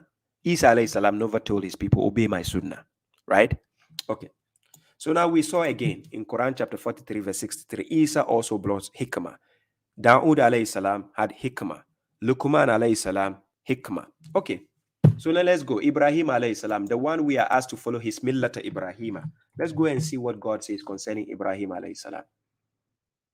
In Quran chapter 4, verse 54, right? Oh, sorry. That is Surah An-Nisa, verse 54. So in verse 54, God says, or do they envy the people for what God has what? Given them of his favor? For we had already given the family of Ibrahim the al-kitab wal-hikmah. and we gave them a great kingdom. So in Arabic, God says in Arabic, فَقَدْ آتَيْنَا آلَ إِبْرَاهِيمَ الْكِتَابَ وَالْحِكْمَةِ. Then he says, وَآتَيْنَاهُمْ مُلْكًا عَظِيمًا. So the family of Ibrahim alayhi salam were given the Al-Kitab and the what? Al-Hikmah. Do you see? Al-Kitab and Al-Hikmah. He was given. The family of Ibrahim. So Ismail had it, Ishaq had it, Yaqub had it, Ibrahim had it. They all have Kitab and Hikmah. So it was not Kitab and Sunnah. You'll be a fool to translate Al-Hikmah as Sunnah. We are going to see where we can find the Al-Hikmah. So have patience. You are with the correctional officer. Don't worry. Let's go. So now we go to Quran chapter 2, verse 127. If you read up to 129, you will see where Ibrahim alayhi salam and Ishmael making a supplication on how God should choose a messenger and then teach them the Al-Kitab and the Al-Hikmah. So this same Al-Kitab and the Al-Hikmah, which was given to Ibrahim and his family, this same thing, Ibrahim alayhi salam prayed to God so that this next messenger will be given the same thing. So not something different. Okay, so we are going to see. So Quran chapter 2, verse 127. And I'm going to read it faster so that I will get the chance to explain the next question, right? And when Abraham raised the foundations of the what? Of the house, of the Al-Bayt, together with Ishmael, our Lord, accept from us. Indeed, you are the hearing, the omniscient. Then verse 128, our Lord, and make us submit as Muslims, Muslimaini, two Muslims, to you, and of our descendants, a submitting nation to you, and show us our rights, manasikana, and forgive us, right? Then he says, indeed, you are the compassionate, the merciful. Then verse 129, our Lord, and raise among them a messenger from themselves to recite your verses to them and to teach them the Al-Kitab and the Al-Hikmah.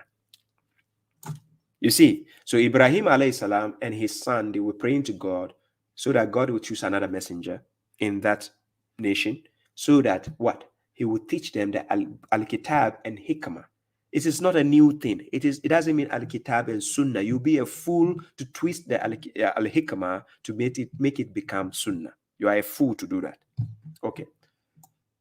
And to purify them, that is vindicate them. Indeed, you are the Almighty, the Wise. So we see the clear evidence in Quran chapter 2, verse 127 to 129.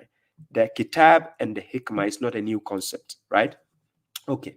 So now we go to the next evidence. So now we've seen that Ibrahim alayhi salam supplicated that God should choose a messenger so that he will teach them all this, and then the messenger can teach the people. So now let's go and see what God says about the messenger. Has he taught him or not? We see Quran chapter 4, verse 113, Surah An-Nisa. In Quran chapter 4, verse 113, this is what God says. He says, وَلَوْلَا فَضْلُ اللَّهِ عَلَيْكَ وَرَحْمَتُهُ لَهَمَّتْ طَائِفَةٌ مِّنْهُمْ أَنْ يُضِلُّوكَ وَمَا يُضِلُّونَ إِلَّا أَنفُسَهُمْ. Then he says, وَمَا يَضُرُّونَكَ مِنْ شَيْءٍ وَأَنزَلَ اللَّهُ عَلَيْكَ الْكِتَابَ وَالْحِكْمَةَ. Then he says, وَعَلَّمَكَ مَا لَمْ تَكُنْ تَعْلَمْ. Then he says, وَكَانَ فَضْلُ اللَّهِ عَلَيْكَ عَظِيمًا. So God was telling the prophet, he says, and if not for the favor of God upon you, Muhammad, and his mercy, a faction among them will have intended to what? To mislead you, Muhammad. But they only mislead themselves, just like they try to do to babashuaib, but they only mislead themselves, the mushriks. Then he says, and they cannot harm you at all, because what? God supports you. When God is on your side, none can harm you. Then he says, for God has what?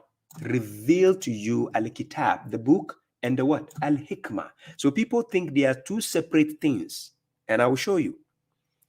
Al-Kitab and Al-Hikmah. Just like if you mention a bus and a driver, the driver has to be in the bus in order to drive it. Right? So when we say a bus and a driver, doesn't mean the bus is going somewhere else and the driver is going somewhere else. Listen carefully. Wisdom. and has taught you what you did not know. So he taught the messenger what he didn't know, right? And the favor of God upon you has been great. So now we are going to see, after God has taught him the Al-Kitab and the wisdom, what is he supposed to do? Remember, when God gives you knowledge and wisdom, the knowledge and the wisdom doesn't have to remain with you. You have to share it with the people. So now let's go and see. So now I take you to Quran chapter 17, verse 28. So chapter 17, verse 28. I'm going to read up to verse 39. Then we are going to see where the Al-HIKMA is. If you want to know where the Al-HIKMA can be found, I'm going to read. You will see where the Hikmah is found. The foolish mushriks will tell you Al-HIKMA, it is in their garbage books. And I'm going to show you it is in the Quran. So now, number one, do not assign another God with the God. Then you will remain censored and helpless. That is number one. Number two, and your Lord has decreed not to worship except what? Him. And be good to the parents, whether one of them reaches old age with you, or both of them. Then do not say to them, ah, or oof, nor shall you rebuff them, but speak to them a noble speech. That is another hikmah. And lower to them the flank of humility. When we say flank, like your hands, the flank, when a kid or somebody's, trying to be arrogant to his elders or something, they try to lift up themselves like, yeah, this is me. Can't do anything. So you have to lower to them the flank of humility. You have to have the humbleness to have humility in front of your parents, right? Then he says what? Of humility out of what? Mercy. You have to be merciful to them. And say, Lord, have mercy upon them both as they raised me small. Then your Lord is aware of what is within your souls. Then he says what? If you should be righteous, then indeed he is what? Forgiving to those who repent. Then he says, and give the relative his due. If you have a relative and God has made you self-sufficient, try to help your relatives. Don't say, no, this is for me. I don't need them, or I don't need to give them anything. They have to fight for themselves. No. If you are self-sufficient and you have excess, please help your relatives. So give the relative his due, as well as the poor and the wayfarer, and do not squander extravagantly. Then we go. Indeed, the squanderers are the breathing of the devils, and the devil is ungrateful to his Lord. These are all part of the wisdom. So let's go. And if you should turn away from them, seeking what? The mercy of your Lord, which you expect, then speak to them a gentle speech. Then it goes again. And do not place your hand shackled to your what? To your neck, nor shall you extend it completely in extension. Then you will remain blamed and exhausted. So don't be a stingy person, and don't also be somebody who try to always give. When people ask you anything, you just give. You just give. You just give. Because if you are giving, the day you say you don't have, people will hate you. So you have to be moderate in between. So then God says, indeed, your Lord extends sustenance to whomever he wills, and limits. So even the God who has all the sustenance, sometimes he gives it in moderation. He gives and then he limits for somebody. Indeed, he is to his servants conversant in seeing. Then he says, and do not kill your children for fear of abject poverty. When people are poor, and let's say somebody is very poor, he and his wife, and they are about to have a baby, sometimes they are scared. So they go and abort the baby, or they kill their children. They think they cannot take care of them. God says, don't do that. You don't know the future. Then he says, we provide for them as well as for you. Then he says what? Indeed, killing them is a big mistake. Then verse 32, and do not approach fornication, that is adultery. Indeed, it is what? An obscenity and an evil way. Then verse 33, and do not kill a soul which God has what? Has forbidden, except by justice, that is by right. Then he says, and whoever is killed unjustly, then we have assigned the authority to his heir. Then God says what? But he, the heir, shall not transgress regarding the murder. Indeed, he shall be aided. Then verse 34, and do not approach the property of an orphan except by that which is best until he reaches his maturity. So fulfill the agreement. Indeed, the agreement will be accountable. Then verse 35, fulfill a measure whenever you measure, and weigh with a straight scale. That is better and best in interpretation. Then it goes again, and do not pursue what you have no knowledge about. Indeed, the hearing, the eyesight, and the what? And the mind, all those will be accountable thereof. Then verse 37, and do not walk on earth exultantly. Then he says what? Indeed, you can never tear the earth, nor can you reach the what? The mountain in height. Then verse 38, all that which is evil is detested by what? To your Lord. Then he says what? Verse 39. Now listen to wisdom here. Verse 39, he says, Zalika mimma awha ilayka rabbuka minal hikmah. Then he says, Wala taj'al ma'allahi ilahan akhara. Then he says, Fatulka fi jahannama maluman madhura. What is the verse saying? The verse says, that is from what your Lord has inspired to you, Muhammad, of the Al-Hikmah. The list I gave you from chapter 17, verse 22, and I keep reading. They are words of wisdom. So that is why the Quran is called Wal-Quran al-Hakim. Chapter 36, verse 1 to verse 2. Yasin Wal-Quran al-Hakim. It is a wise book which contains wisdom. Imagine they tell you somebody is a wise man. A wise man can give you wisdom. That's why it's called a wise man. The Quran is a wise book. That's why it contains Al-Hikmah.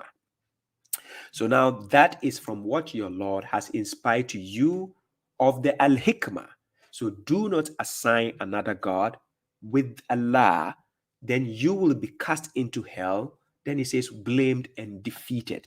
Now, somebody will say, then how come God keeps saying Al-Kitab wal-Hikmah?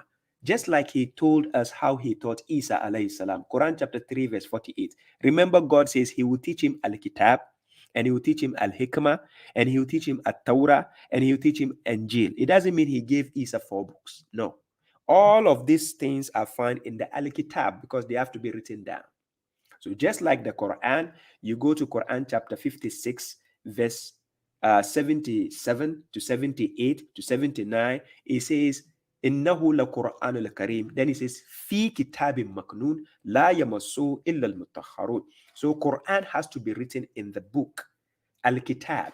So that is why interchangeably, when you go to Quran chapter 27, verse 1, Suratul Namal, chapter 27, verse 1. Oh, sorry, let me see. Yeah, Quran chapter 27, verse 1. God says, Tasi, then he says, Tilka ayatul Quran, then he says, Wa kitabim mubin. Because the verses I'm reading, they are the verses of the Quran. But where do we find the Quran? We can find it in the book, Al-Kitab. It has to be written down. You understand? So even the Al-Hikmah is found in the written down verses of the book. So when God says, teach them the book and the wisdom, doesn't mean separate things. The Al-Kitab has to be taught by pen and paper to write and fasten it together. Then the book, after we write, what is inside? We find the Quran there, we find the guidance there, we find the Furqan there, we find the Hikmah there, we find the Sunnah there, we find the Zikr there, we find the whatever you want is inside there. We find the Hadith there. Chapter 39, verse 23. Allahu nazzal al-ahsan al-hadith. God has revealed the best hadith. You are foolishly following garbages and you are proud. And correctional officer is talking and you hate me. Are you not a fool?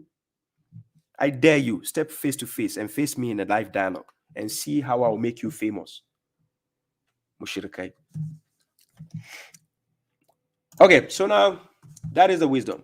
So to top it on all, we go to Quran chapter 33, verse 34. Concerning the wives of the prophet, what did God tell them concerning the hikmah? So when you go to chapter 33, verse 34, it says, and remember what is being recited in your homes.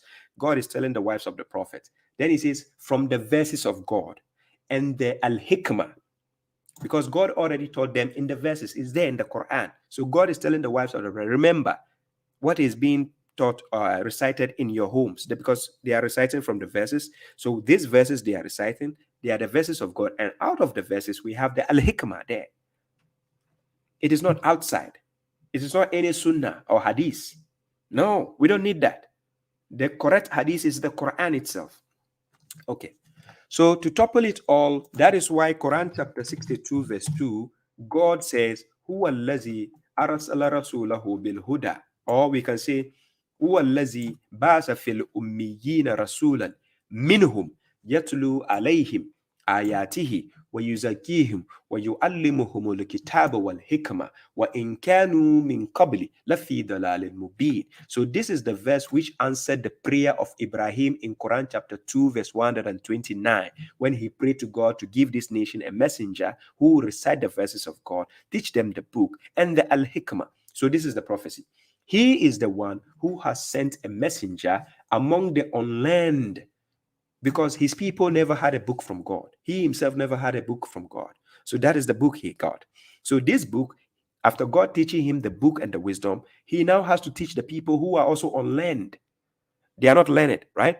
So now he says, from them reciting his verses to them, purifying them, teaching them the Al-Kitab, because they never wrote any Quran. They never wrote any book from God. So Prophet has to teach them. Even the Hadithiyun themselves, ask them, in their own Sahih Muslim Hadith 3004, the Prophet, according to their own Hadith, I don't believe, but if they believe, let them listen. According to their Hadith, the Prophet says, La taktubu anni wa man kataba anni ghayra al-Quran falyamhu wa hadithu anni. The Prophet told them, do not write anything from me except the Quran. If you write anything from me, wipe it out and narrate from me.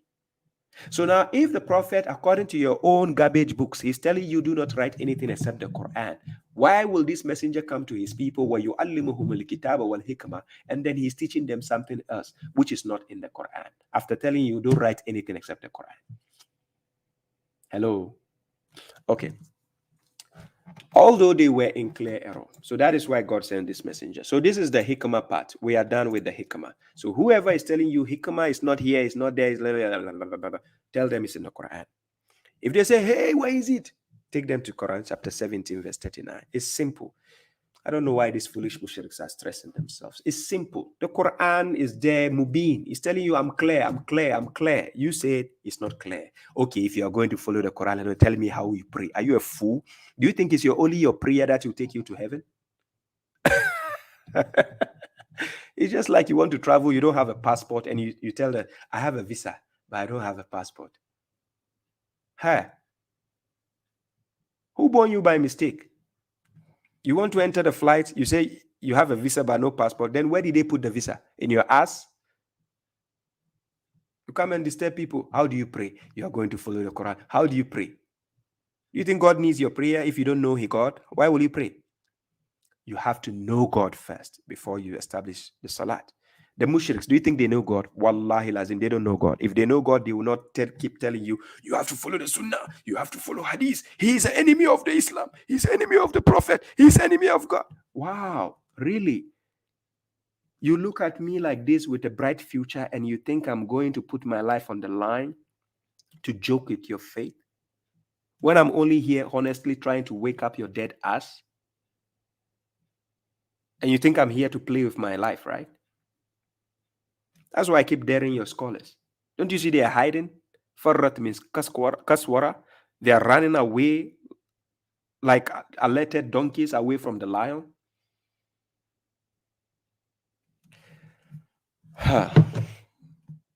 Okay, I've done 1 hour, 55 minutes. Let's go to the last question before. So the last question is Quran chapter 9, verse 100. The mushriks, they like quoting this verse. And look, I tell them they don't understand grammar in the first place. When we say grammar, when we talk about syntax, nahu, they don't even understand nahu because they are confused on how nahu works. And apart from nahu, they don't know what we call siyaq al-kalam, context. They don't know. So whenever they bring out a mawdu, they go off subjects and they don't know what context they are even talking about. So I'm going to help them. Quran chapter 9 verse 100. Who are the companions mentioned in Quran chapter 9 verse 100? Some of the mushriks will ask these questions, right? So this is what they will say.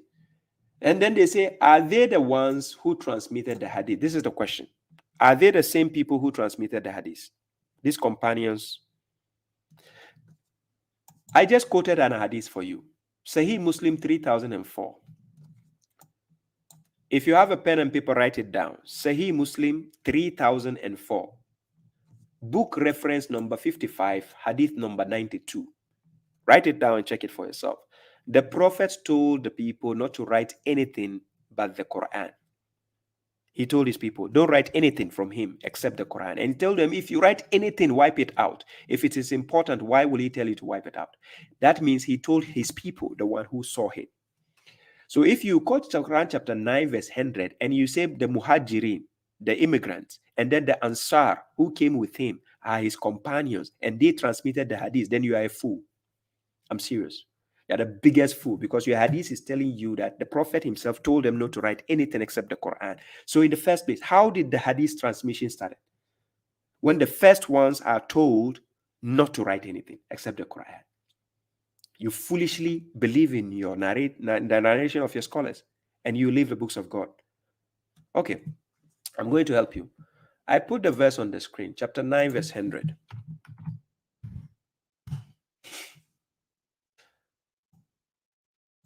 In Surah At-Tawbah, many a times the mushriks will quote this verse, and they think they are making sense. When it comes to babashuaib, correctional officer, you mushriks, none of you make sense when you come to me. Huh? Quran chapter 9, verse 100. As for the first of the predecessors, Sabikun, among the what? Emigrants, those who migrated with the Prophet, right? And the supporters, Ansar. When we say Ansar, those who are supporting the Prophet as well. And those who followed them. So those who followed them. And remember, the verse is talking about past tense. It's not talking about present tense. Those who followed them. Then it says in goodness. Not who followed their hadith. Not who wrote the hadith. Listen to how to understand context. And the supporters and those who follow them in goodness, God is pleased with them. A foolish mushrik will ask you that, what are the names of these people? Are you dumb? What do I need this name for these people of? To do what? So I will go on the day of judgment and God will say, hey, babashuaib, you are the correctional officer, right? Yes, I am. What is the name of the predecessors? If you don't get the name right, you are not going to paradise. What is the name of the Muhajirin? If you don't know, you are not going to paradise. Seriously, you have to answer this. And if you don't know the Ansar, their names, I'm not going to take it. Oh God. But when I check your Quran, you didn't put those names there. Are they part of the Hudan? Then God will say no. So God, I pass the test. Because you say I should follow your book. That is ذَلِكَ الْكِتَابُ لَا رَيْبَ فِيهِ هُدًى لِلْمُتَّقِينَ. And then he says, هَذَا هُدًى وَالَّذِينَ كَفَرُوا بِآيَاتِ رَبِّهِمْ لَهُمْ عَذَابٌ مِنْ رِجْسٍ أَلِيمٍ. Quran chapter 45 verse 11. God says, this is guidance. So I followed your guidance. So must I know their names? God will say, no. I didn't write the names for you. I didn't even give you the names in the Quran because they are not part of the guidance. But a foolish mushrik, you say you follow the Quran alone. Okay, chapter 9 verse 100. Show me the names of these people. If you don't show me, it means the Quran is useless. Hey, who born you by mistake? I love mushrik. Okay, let's go to the verse. And those who follow them in goodness. Then he says, God is pleased with them and they are pleased with him. And he has prepared for them gardens beneath which rivers flow eternally, therein forever. That is a great achievement. That is it. A mushrik will quote this verse and tell you these are the people who transmitted the hadith. Where does it say they transmitted hadith? Or are you just fooling yourselves? So this is why Quran chapter 2 verse 130, it says, وَمَنْ يَرْغَبُ عَنْ مِلَّةِ إِبْرَاهِيمَ إِلَّا مَنْ سَفِيهَ نَفْسَهُ. Who would desire other than the creed of Abraham, if not one who fools himself? So if you see somebody calling himself a Sunni Muslim, he's a fool. If you see somebody calling himself Tijaniya Muslim, he is a fool. If you see somebody who calls himself Shia Muslim, he is a fool. If you see somebody calling himself Ahmadi Muslim, he is a fool. I'm not saying it. God says it. And I'm going to show you the verse. Quran chapter 2. verse 130. He says, وَمَنْ يَرْغَبُ عَنْ مِلَّةِ إِبْرَاهِيمَ إِلَّا مَنْ سَفِيهَ نَفْسَهُ. Who will desire other than the creed of Abraham, if not one who fools himself? So when a person is fooling himself, automatically, what does he become? A fool. And who is a fool? Somebody who lacks good judgment. That is a fool. Somebody who says, this guy is mean. He's insulting us. Are you offended? If you're offended, you are guilty. I see you, mushrik. Wallahi, if you are offended, you are guilty. I see you. And if you say, I'm a madman, why are you offended? The last time I checked, if a madman insults you, you should be laughing. Why are you offended? If you are offended, you are guilty. I see you, mushrik. I see you. Wallahi, if you are offended, you are guilty. But don't be offended, please. You say I'm a madman, no problem. I'm a madman according to your doctrine, so I'm a madman. Don't be offended, please. Okay? Okay. So, they will quote chapter 9, verse 100. And you see the verse, I quoted it to you. Clearly, it doesn't mention anything about hadith or companions. Now, in Arabic, when we say Sahaba, we are talking about companions. When we say Sahib means one companion. Look, you will never find one single verse in the Quran where God even mentioned the word Sahaba, the Sahaba of the Prophet. It doesn't have anything. The people who call themselves Sahaba, they never believe in the Prophet. They think he's crazy. They think he's a madman. That's why God told them, "Ma dalla sahibukum wa ma gawa." The ones who are closer to him as companions, they think he's a madman. It is people who come from far away who believe in him. Look, the same chapter I read, chapter 9, verse 100. If you read verse 101, see what he's going to tell you. And among those around you, of the what? Of the Arabs, are what? Are hypocrites. Also among the people of Medina, the main city. Then he says, they are rebellious through hypocrisy. You do not know them, but we know them. Then he says, we will punish them twice. Then they will be returned to a terrible punishment. So now, when the Prophet was alive, he had hypocrites among the Arabs. Not all of them are hypocrites. Some of them are believers. If you check Quran chapter 9, verse 99, some of them believe in God, right? But a lot of them are hypocrites around him. And they hate the Prophet so much. So these same people are going to write garbage hadiths for you to follow. And you think you are guided? And you boldly quote verses out of context and you say chapter 9 verse 100. Oh, tell him to give us the names of those who are going to paradise. Are you a fool? Do you think the Quran is there as a book for your science and quiz questions or riddle? Allah. You face correctional officer face to face and see, I'll mess you up. Basa basa basa basa. Mushirikaim banza. So now, away with that. Let me see. Yes, thank you very much. Bilal Jibril, Baba Sirinagudi, Mohammed Iqbal, Abubakar Bangura. I see you all. Thank you.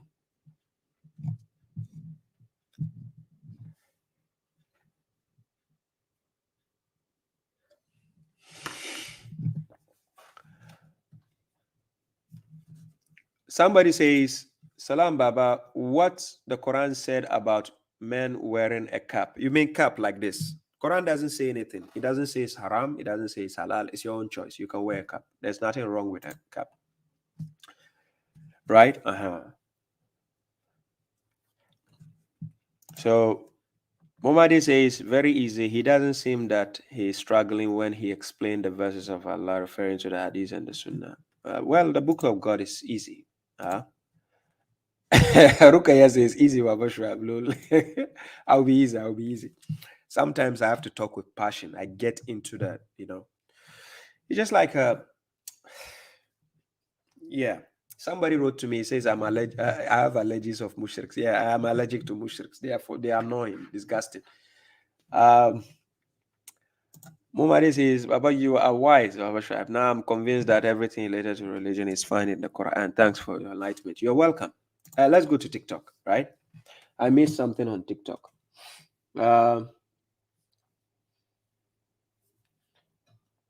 Yeah, Robson, thank you very much. Okay, there's a sister here, Melissa. Yeah, Melissa, the hadith is found in Sahih Muslim. Sahih Muslim 3004, right? Book number 55, hadith number 92. You can Google it and you see it. And when you watch this playback on YouTube, you get the answer there. Let me see. What did I miss? Some people ask some questions. Abbas Abdul Salam says, please, Baba, is it compulsory to fast Ramadan? If not, then why then? And are we supposed to do it any day we feel like fasting or how? No. Even though it is not compulsory, when we say something is compulsory, meaning even if you are sick, you have to do it. Even if you are struggling, you have to do it. That is compulsory. That is what is meant by compulsory. So fasting, Ramadan, Siyam is not compulsory. God has given, exceptions. If you are sick, don't do it. If you're traveling, don't do it. If you can do it and you struggle, you have to ransom by feeding the poor people. So you go to Quran chapter 2, verse 184. The answer is there. So fasting is not compulsory, right? Abuki teaches, I just wanted to ask, brother, don't you think it is slightly irrational to deny all hadith as a whole? It is not about thinking. You are asking for my opinion. You say, don't you think? So it's about your opinion. We don't need your opinion. Quran chapter 45, verse 6. This is what it says. I'm going to help you out. Quran chapter 45, verse 6, right?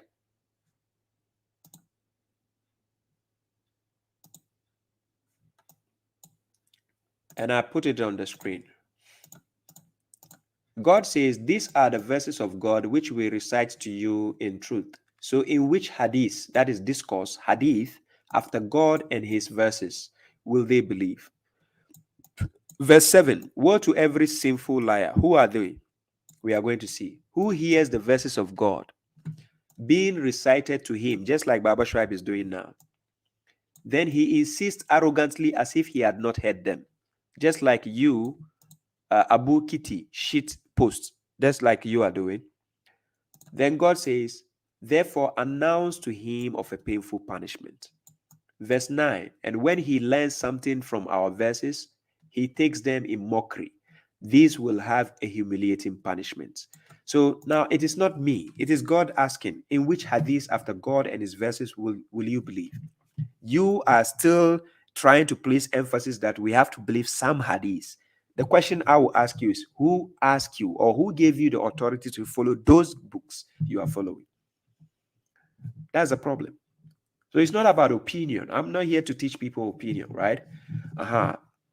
Cassandra Luck says, Brother Schweib, please, I need your help. Which steps should I need to take to overcome all these devious acts like hatred, enviness, and this is a broader question. If you have my number, correctional officer's number, my number is here. That is a correctional officer's number on the page. Unfortunately, for those on TikTok, I cannot put my number. It's against the community rules, right? I cannot put my number on here. But this is my number on the page down there. Cassandra, if you are watching, you can message me on WhatsApp, right?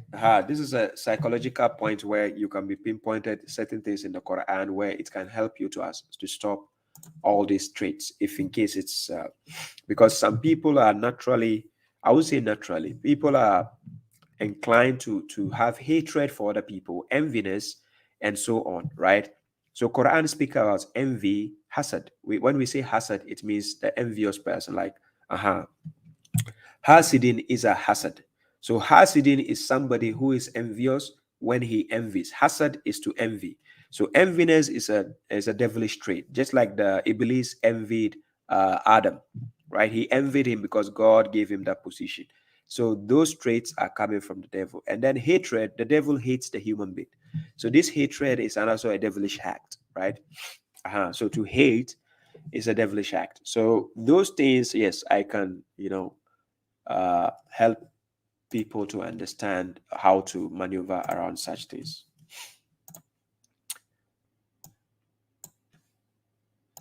I would have loved to answer the last question. The last question says, Salam, I'm always asked, if you don't follow the hadith, how do you pray? Many people think it is the hadith that taught them how to pray. Yeah, that is where the problem is. Look, as a matter of fact, there is no single hadith on earth in the hadith book, whether Sahih Muslim, Sahih Bukhari. Look, they don't have one single hadith, like one hadith like this. We teach them the salat from ikama to their salam. They don't have any hadith. We teach them that. What they do is they join hadith books together. So they will take small from here, small from here, small from here, and join them together and say they gave you the salat. As a matter of fact, they say the Prophet went to the sky to bring them 5 salat. In which book did he have it? Where is it written how to pray? They don't have it. So there's no single hadith on earth that they have which gives them the salat from ikama to salam. They don't have it. Wallahi lazim.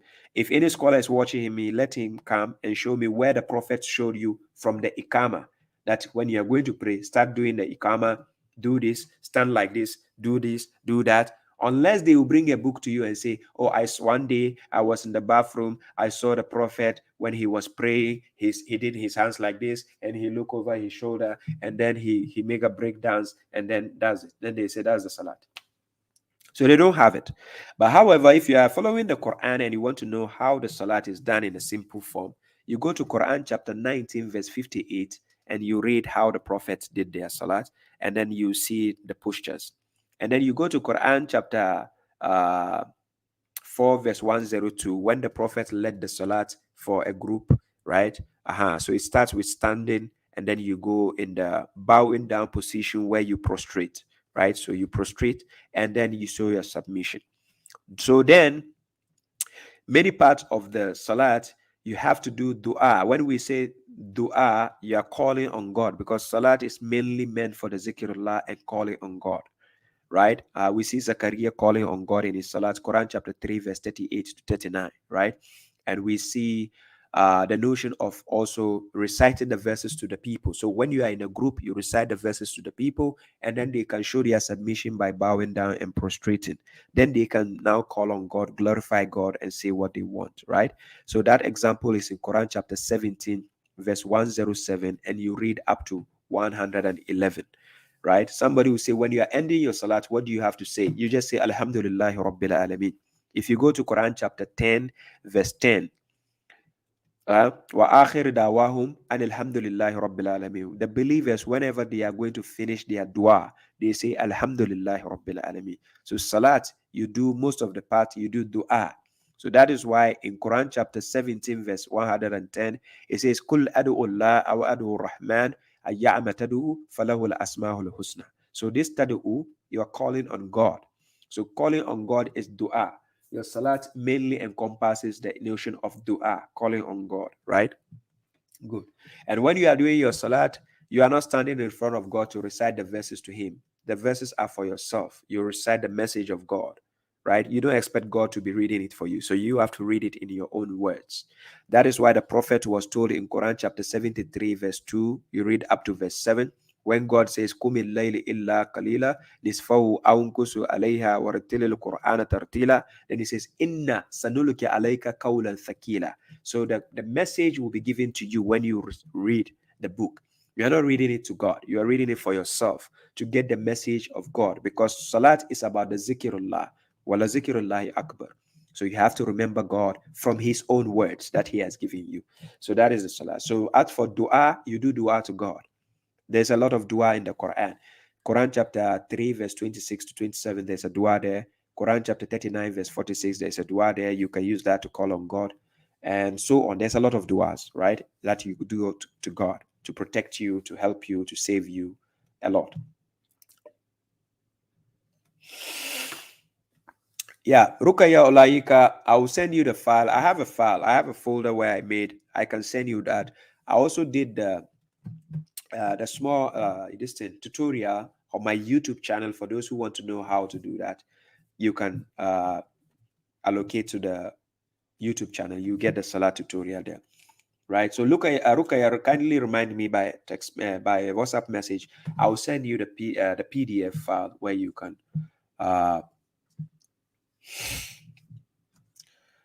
Yes, Sabrine says, What I love is giving the surah and ayah to verify his sources. Yeah, thank you very much. This is what I do. In order to let people believe and put their trust in what I do, I have to present the argument, give the evidences, and that is why the mushriks are scared of me. Right? They are very scared. They know how prepared I am, so they will keep telling the people he's a Quranist, he's a Quraniyun, he's a this. I never told you I'm a Quranist. I never told you I belong to a sect. Why are you confusing yourself? But you just want to tag me, right? If you want to tag me, just call me correctional officer. I know that name is scaring you, mushriks, right? Tahir Daily Contemplation says, Salam, brother. I have a question out of topic and I apologize. I know you don't believe reincarnation, me either, but I came across much mysterious facts many of time and I want to hear from you. I'm a Muslim, but I kind of believe reincarnation. Before I was born, my big brother who died with a shoulder injury, I was born with the scar. Yeah, that doesn't necessarily mean reincarnation. If anybody tells you there's reincarnation, tell them to show you the reincarnation of Adam or Moses or Muhammad or reincarnation of Pharaoh. We are waiting. Or reincarnation of anybody like a Kwame Nkrumah or just reincarnation like that. We need those evidences, right? Don't let anybody just tell your brother, look, we have genes. For instance, he believes that is not going to die till the day of judgment. So he knows a lot of history. He knows a lot of things. And genes normally pass on information to people. When you read Quran chapter 26, verse 203 coming downwards, it tells you how genes can lie to people. And then they will make you understand, believe in certain concepts or like, how would I say, superstitions to think that there is something called reincarnation, right? So which of the reincarnation works? Is it the good people who have to come back, or is it the bad people who will be given chance to come back?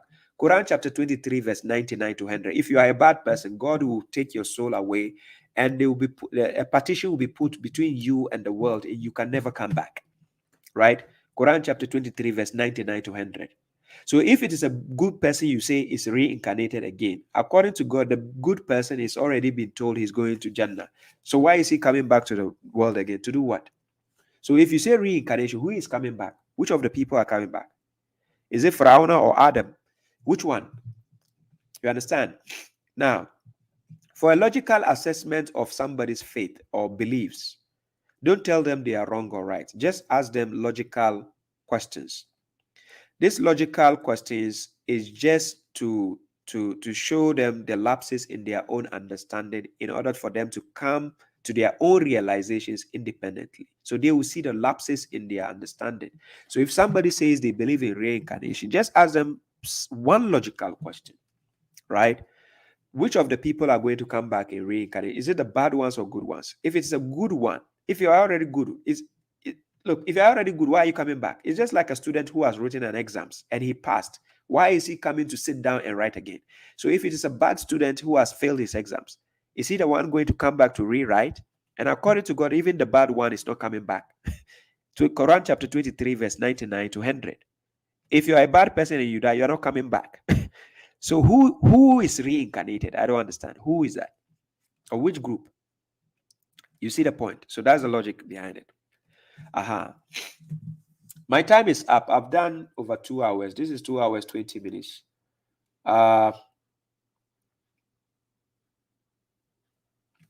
Yeah, concerning Hajj, you have to go to my YouTube channel. I have a playlist. It's called the Hajj series. Kindly go to my YouTube with the same name, the Correctional Officer, Bush 2G9, babashuaib. You find me there. Kindly search, you get all your answers there. And for those on TikTok, I haven't forgotten you. Let me see what I can see here. Dini Blue says, Salam, brother. Are genes or shaitan creation or concept of human nature? They are creations. God says, وَمَا خَلَقْتُ الْجِنَّ وَالْإِنسَ إِلَّا لِيَعْبُدُونَ. Quran chapter 51, verse 56. You understand? God created the genes and the humans. So genes are creation. Shaitan is a character. When we say somebody is a shaitan, it's a character. So even among human beings, we have devils. We have shayateen among human beings. Quran chapter 6, verse 112. Humans can become shayateen and jinns can become shayateen. But when we say shaitan, Iblis wasn't created as shaitan. He later on became shaitan by character. because he's evil in the head. So by nature, when somebody becomes very evil, we classify him as shaitan, right? So shaitan is by character, but Iblis is an entity. He's a jinn, according to Quran chapter 18, verse 50, right? So that is your answer.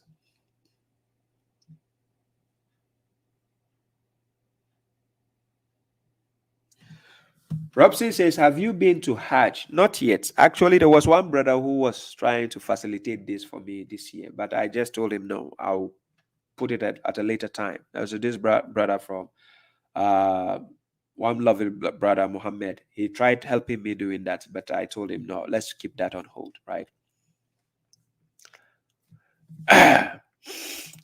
Rashid Kasa says, Salam, brother, I heard you belong to following closely people. Wherever you heard, did they give you evidence that I belong there? Rashid Kasa, you said I heard you belong. Wherever you heard it from, can you kindly go back to them and then tell them to give you the evidence that I belong to the following closely people? Simple. I don't need to answer this for you, right? If you heard, go back to where you heard and ask them again. When God says, when an immoral person brings you a news, investigate. Quran chapter 49, verse 6. So you know me for all these years. You watch my lectures all these years. You ever see me propagating, following closely? No. You see. So Masih Muslim says, one who fails to follow the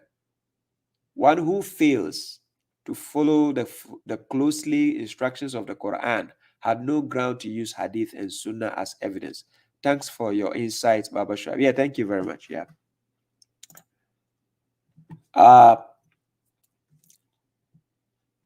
Yeah, thank you very much, Sister Rukaya Olayinka. I appreciate the support. Bilal Jibril, I see you. Thank you for the support.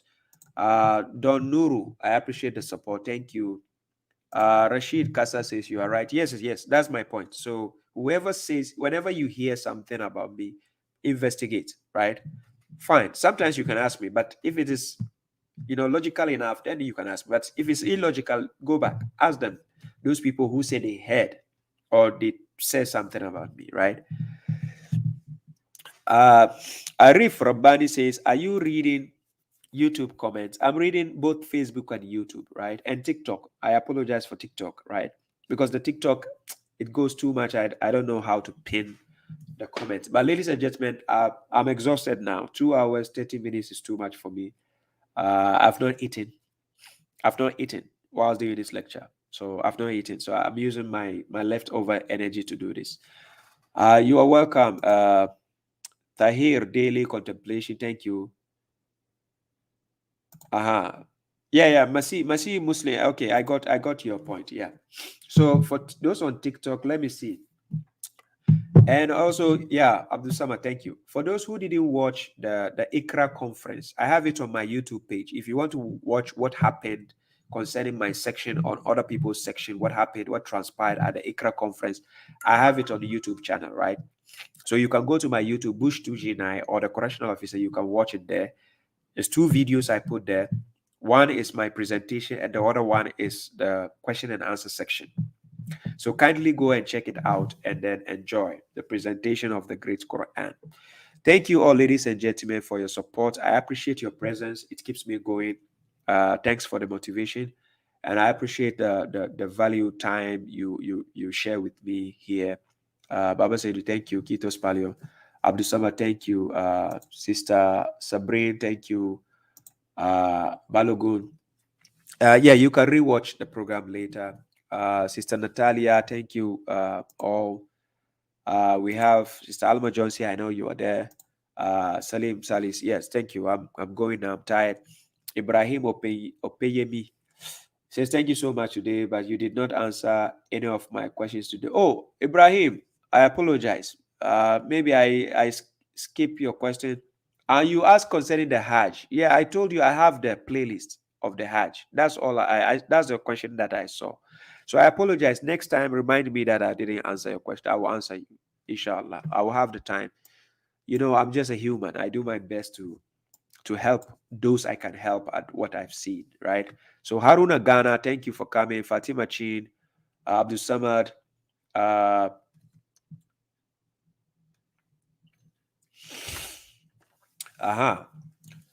Yes, thank you all. Adeyemu Akani, thank you all. Irene Sophia, thank you all. You can expect me this Saturday. I'll be with my kids, right? I'll be spending time with them. So I don't know if I can. I'm not sure I can come on Saturday, but let's see what happens. Maybe Friday. Maybe if I have time, I'll put a notice. I'll join you. I'll come. Thank you all, ladies and gentlemen, for your time. And those on TikTok, let me see if I can read some few comments before I go. Abbas Showboy, I see you, bro. Long time. Salam. Abbas Showboy. For those on TikTok, yes, let me see. For those on TikTok, what can I say? What can I say? Yeah. So thank you for the support, Sister Melissa. I see you on TikTok. You gave me, yeah, I appreciate your support. Thank you for the gifts. Yeah. And let's see. What do we have here?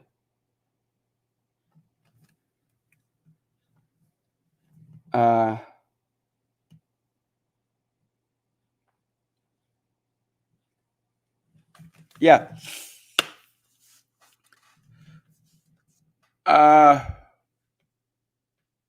Abubakar said what?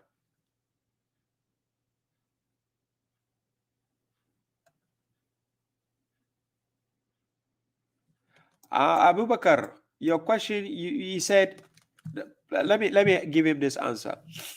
Abubakar says, what do we stand to achieve by reading the Quran? The message from Allah or reward from Allah? We stand to achieve the message. So if you go to Quran chapter 6, verse 155, it says, and this is a blessed book which we have revealed. So follow it and become pious so that you may attain mercy. So the Quran is not by reading it that you attain mercy. It is by following it that you attain mercy. So the purpose of the Quran is for us to follow the book and then attain the mercy. So we have to practice the book. We have to read it to practice, to study it to practice. So not just read the book and get blessed. The book already is a blessed book. So you have to follow it and then you attain mercy. So that is the purpose of the book, the Quran, right? It is not for recitation to get blessed, right? God brought the book to serve as a guidance for mankind. It's just like you have a newspaper. The newspaper is to serve to give you news and guide you on your daily lives and activities, right? That's why they make newspaper. So the Quran is there to guide you, not to give you blessings. You read and get blessings. Why? When you read the newspapers in your communities, do you get blessings? What do you need that for? You follow what you are told in the news. If they tell you, hey, they are going to open a shop here, you follow what the news says, then you go to the shop. That is what news is about. So the Quran itself is a news, nabai. So it gives you information. You have to follow it, then you attain mercy. Ladies and gentlemen, this is the correctional officer Q&A section. I'm getting exhausted. I have to take my medicine. You can see my nose is about to block. Thank you, Dale Crenton. Thank you for your presence. Momadi, thank you. I appreciate all your support. For those on TikTok, thank you very much. This is where I come to an end. Hopefully, we meet again. For those on Facebook, YouTube, one love. I appreciate your support and your presence. This is where I leave you in peace. And hopefully, we get to meet again. If not this week, next week, inshallah. So, ladies and gentlemen, this is why I say thank you and peace out. Salam.